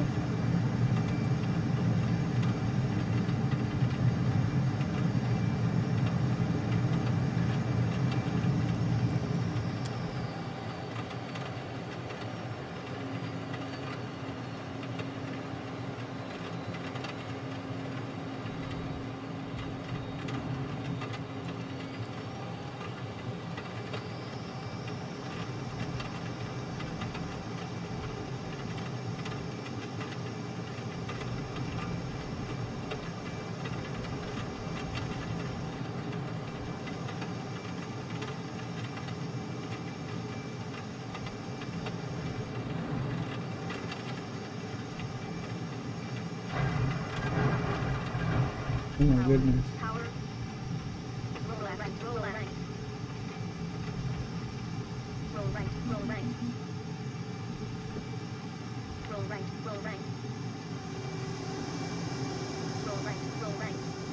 I think I'm in the grass. Upside down.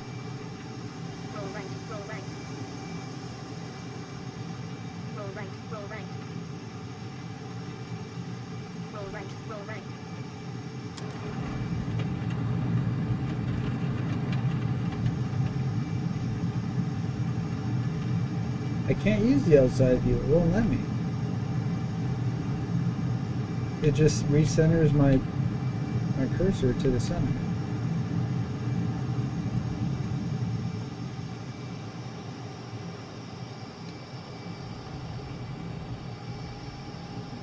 Yeah, this game's fucking... oh, I was pressing the wrong button.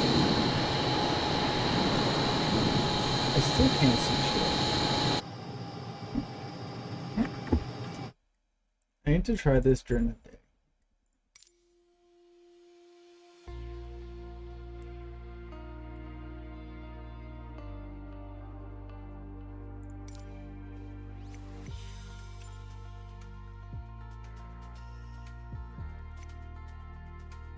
Conditions.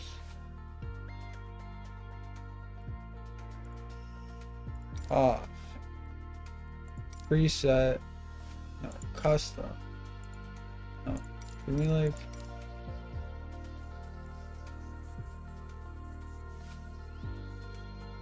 2 o'clock in the afternoon. Man. Departure anywhere. Where to?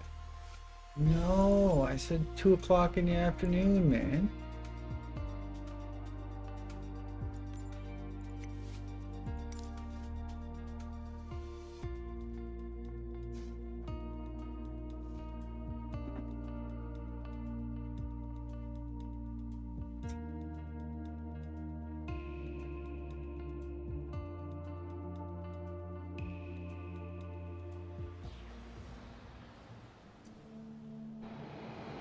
Oh, what the heck? Where's the runway?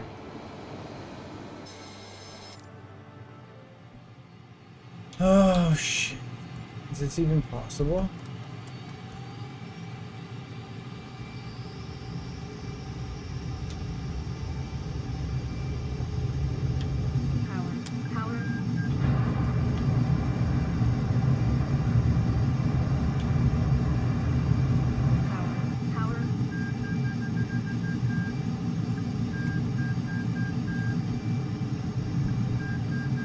Biac Center, Boeing Alpha Sierra X-Ray Golf Sierra, is type Boeing 1 miles northeast of Whiskey X-Ray 5 Tree 5,900 feet. Request flight following. Boeing Alpha Sierra X-Ray Golf Sierra Biac Center. Squawk 7022. Squawk 7022, Boeing X-Ray Golf Sierra. Boeing X-Ray Golf Sierra radar contact 3 miles east of Whiskey X-Ray 5 Tree 6,200 feet. Altimeter 29.88. Roger, Boeing X-Ray Golf Sierra. Biac Center, Boeing Alpha Sierra X-Ray Golf Sierra. Request clearance to transition Charlie airspace. Boeing Alpha Sierra X-Ray Golf Sierra Biac Center. Cleared through the Charlie airspace. Cleared through Charlie airspace, Boeing X-Ray Golf Sierra.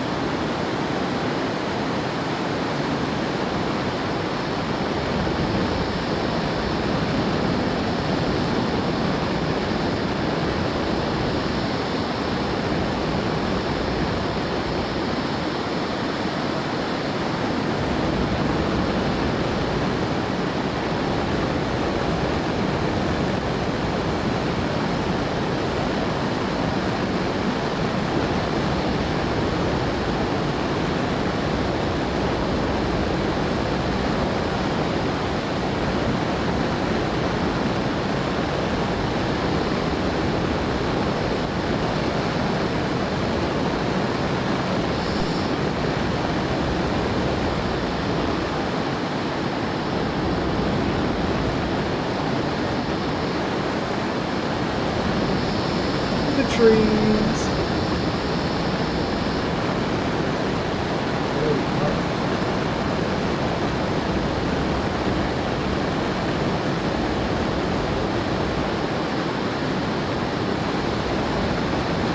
We're flying below the radar here, boys.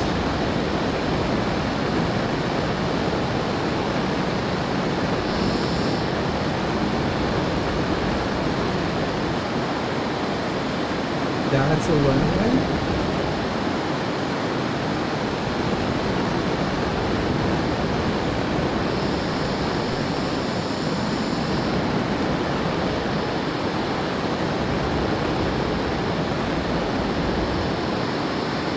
Oh shit, guys, what happens when I run out of fuel? Yeah, what happens when I run out of fuel?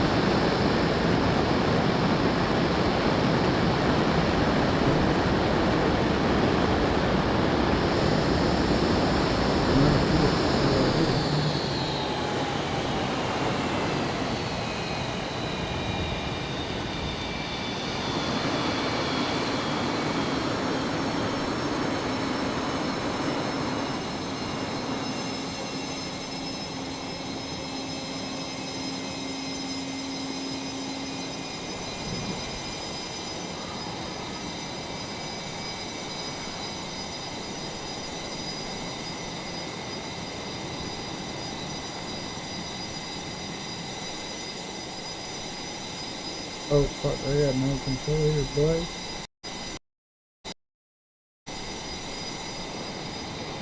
Where's my...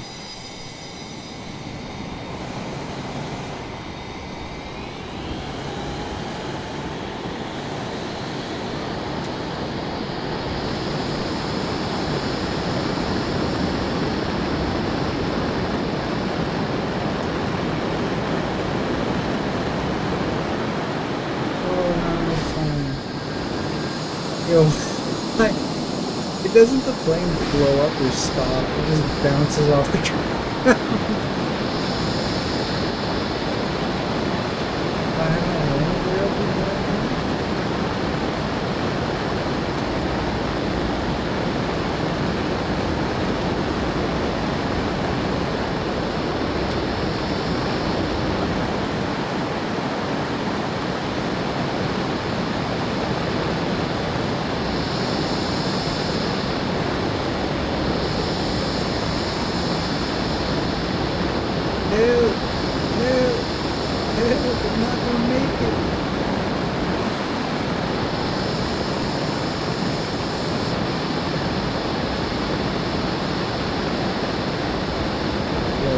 I put it down, Jim? She doesn't have enough thrust to make it look good. Full jam.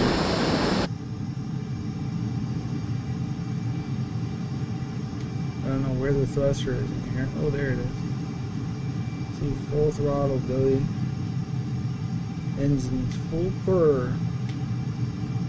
Yo, where's the eject button?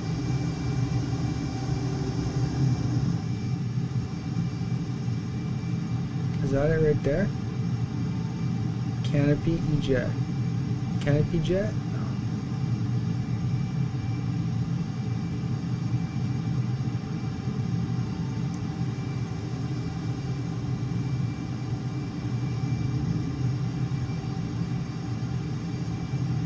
It's probably this thing. You go bop bop and you pull the center thing. You go.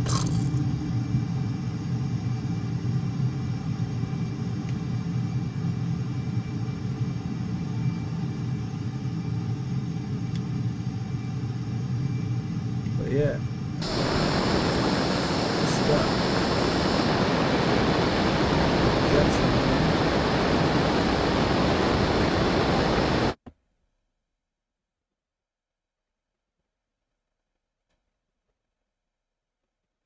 Oh, the fuel's been there the entire time.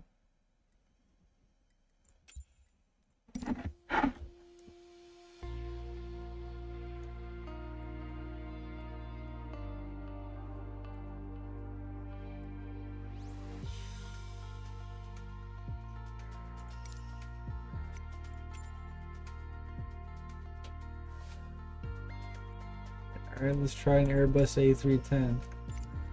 Where are we coming from? Where do you suggest we go? Help me out here. Help me out. Where do you want to fly from? Come on, in the chat, Levi, where are we going?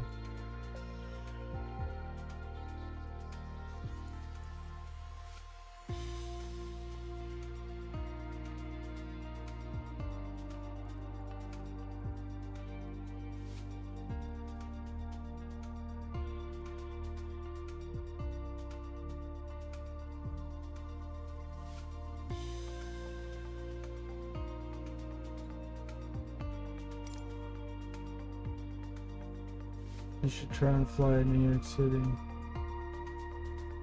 Alright, where's New York City? Up here.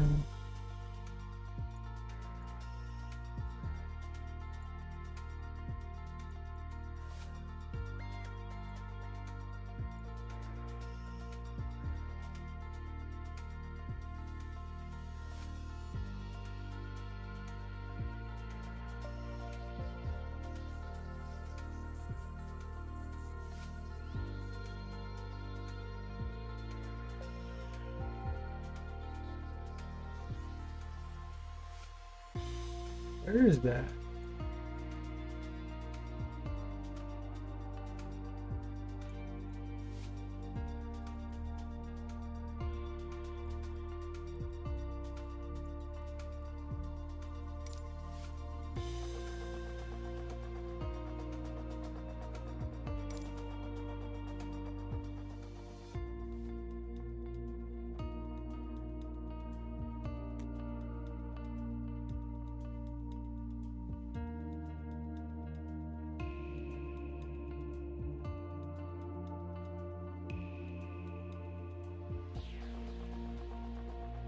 Mexico Tower, tree 10, at runway 05 right, ready for departure east departure. Tree 10. Alright, look. I am a professional pilot. Okay?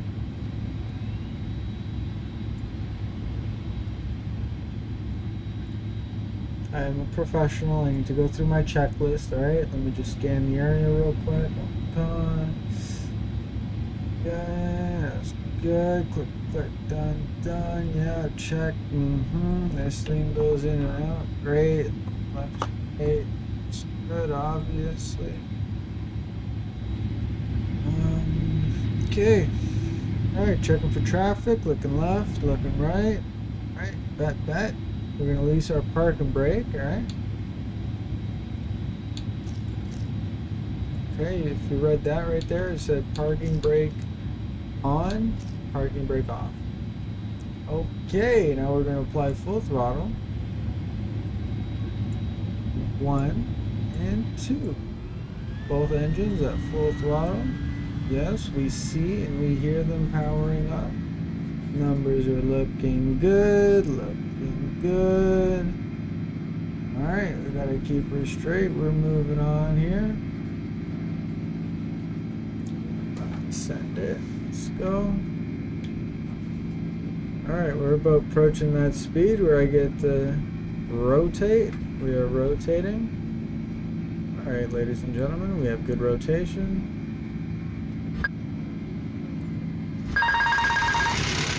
Oh, that's too much angle, ladies and gentlemen. I'm sorry. Landing gears up. Continue for east departure. Raising landing gear. We're good. Don't sink. Mexico Tower, tree 10, continue for east departure.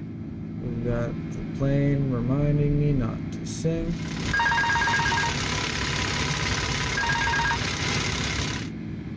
Okay, it doesn't like 30 degrees. We need to keep her at like 20. Wind 106 at 10. Caution the Airbus A20N. Alright, so we're going to retract flaps left. after the takeoff. Clear to land runway 05 right. If Costera 471 Heavy, number 2 for landing. Follow the aircraft on final. Wind 106 at 10. Caution the Climb Airbus phase. A20N, landing runway 05 left. what's my cruise Clear to altitude? land runway 05 right. Clear to land runway 05 right, number 2 Costera 471 Heavy. Tree 10 leaving my airspace frequency change approved. That's my altitude. Air Mexico 551 Heavy, exit runway with Eagle. Oh, stalling. Mexico Tower, tree 10, frequency change. Altitude 98, Approach tree 10 is type 4 miles 100. northeast of Mexico City, 9,900 feet. Request clearance to transition Charlie airspace. What's the cruising altitude? Where's my checklist? Squawk 2402. Squawk 2402, tree 10.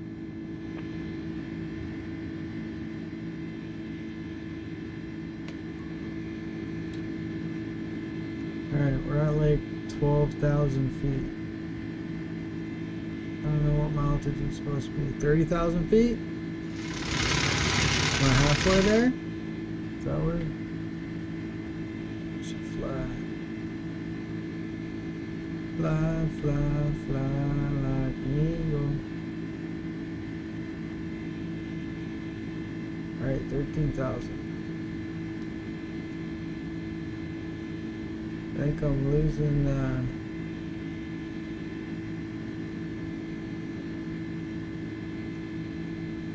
gauge is messing up.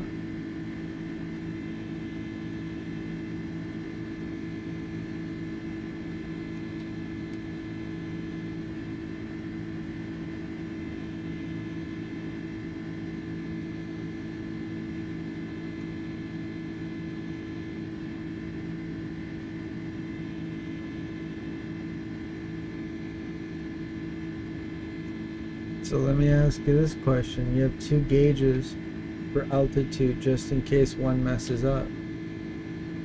But my question to you is, if they both read different numbers, which one do you believe?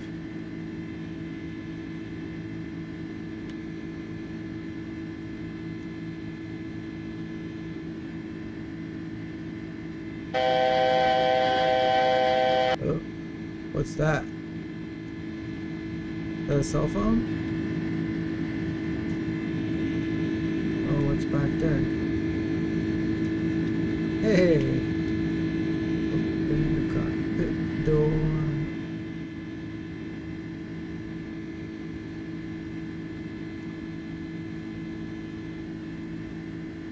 Okay, am I heading in the right direction? Yeah, there's an arrow.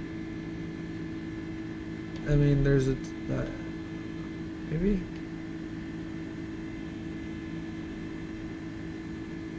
Why is it pointing to Captain Ortiz?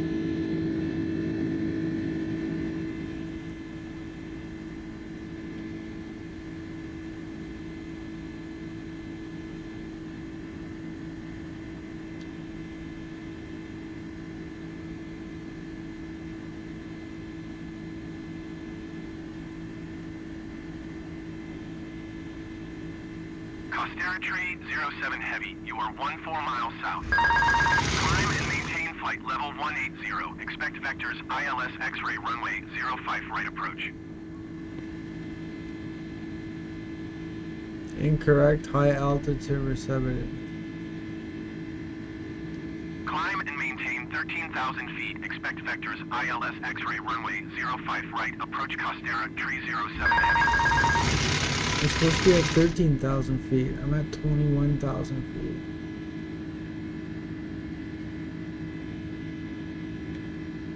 And climbing.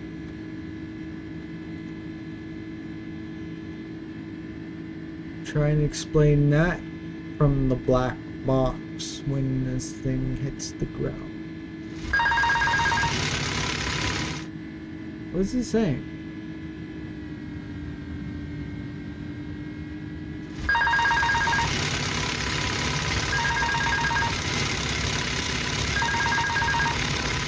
Which one of you are breathing?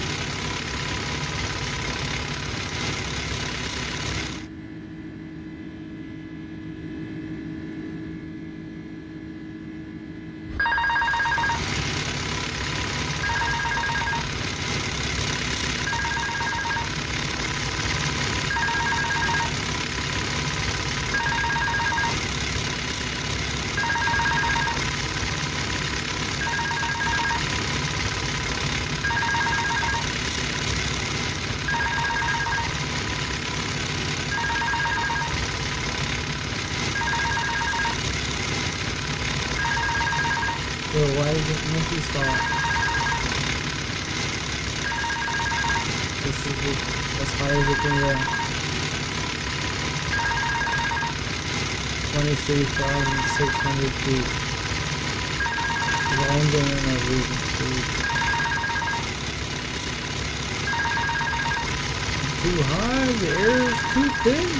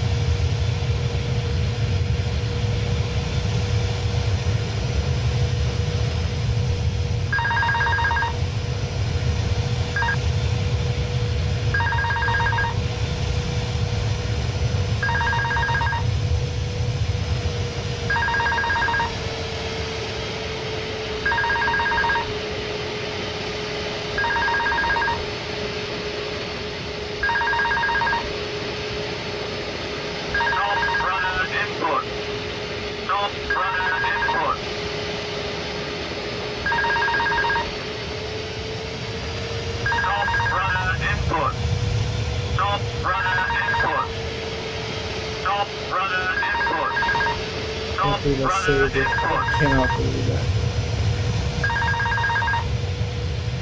Oh, I didn't see it. I spoke too soon. Wait! Oh. This thing is not ended. Oh my goodness.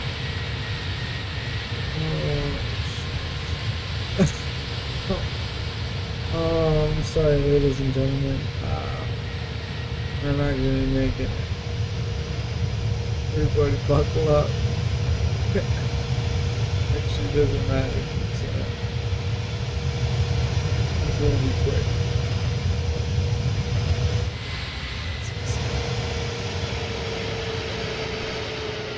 Oh, I suck.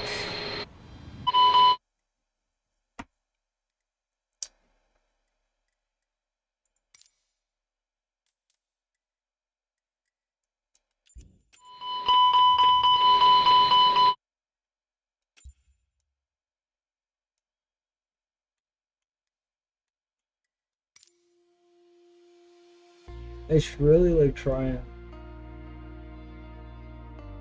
learn the game.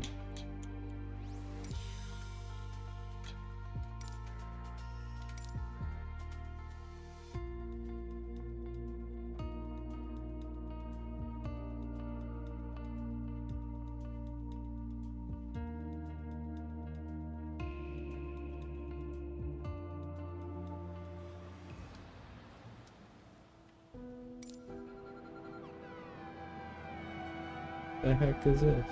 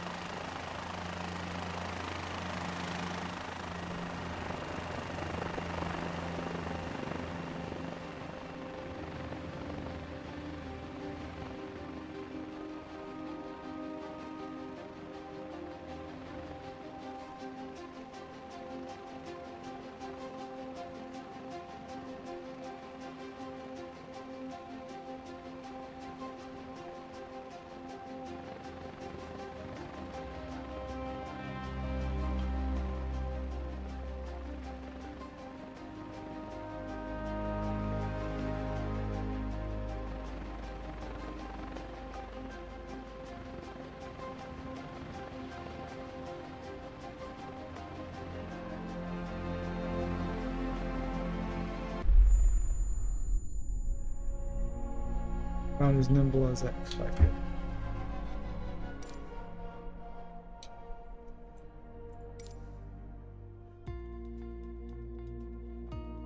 I was also like full tilt, full angle, hanging on to the seat of my pants.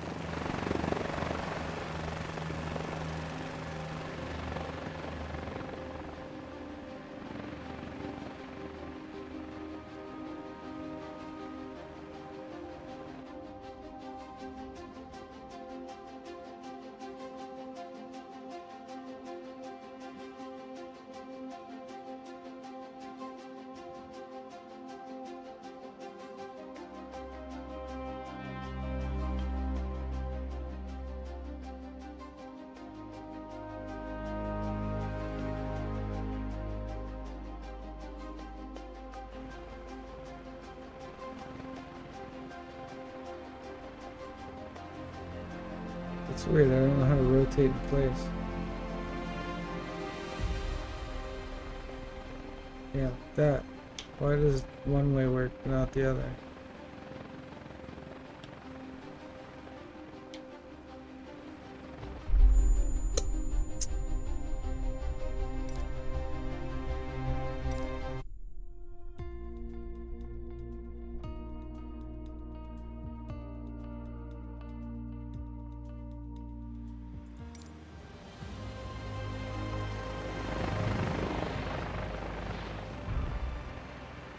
Yeah, bounce off the water like that, no problem.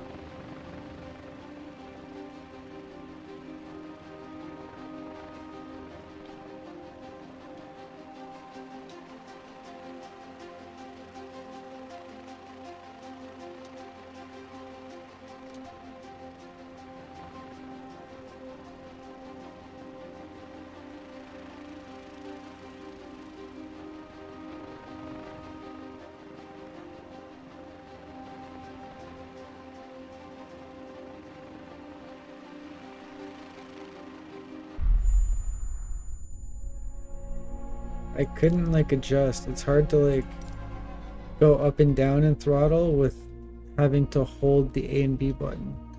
It's not a good time.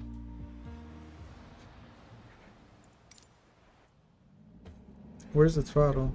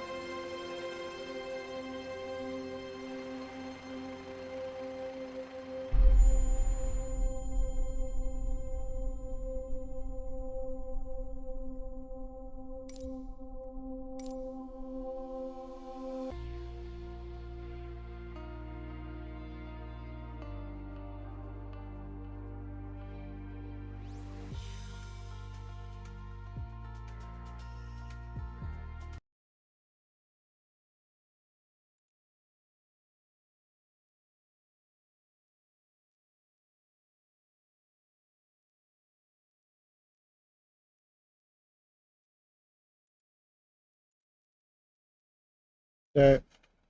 I'll be back in a bit. Thanks for hanging out.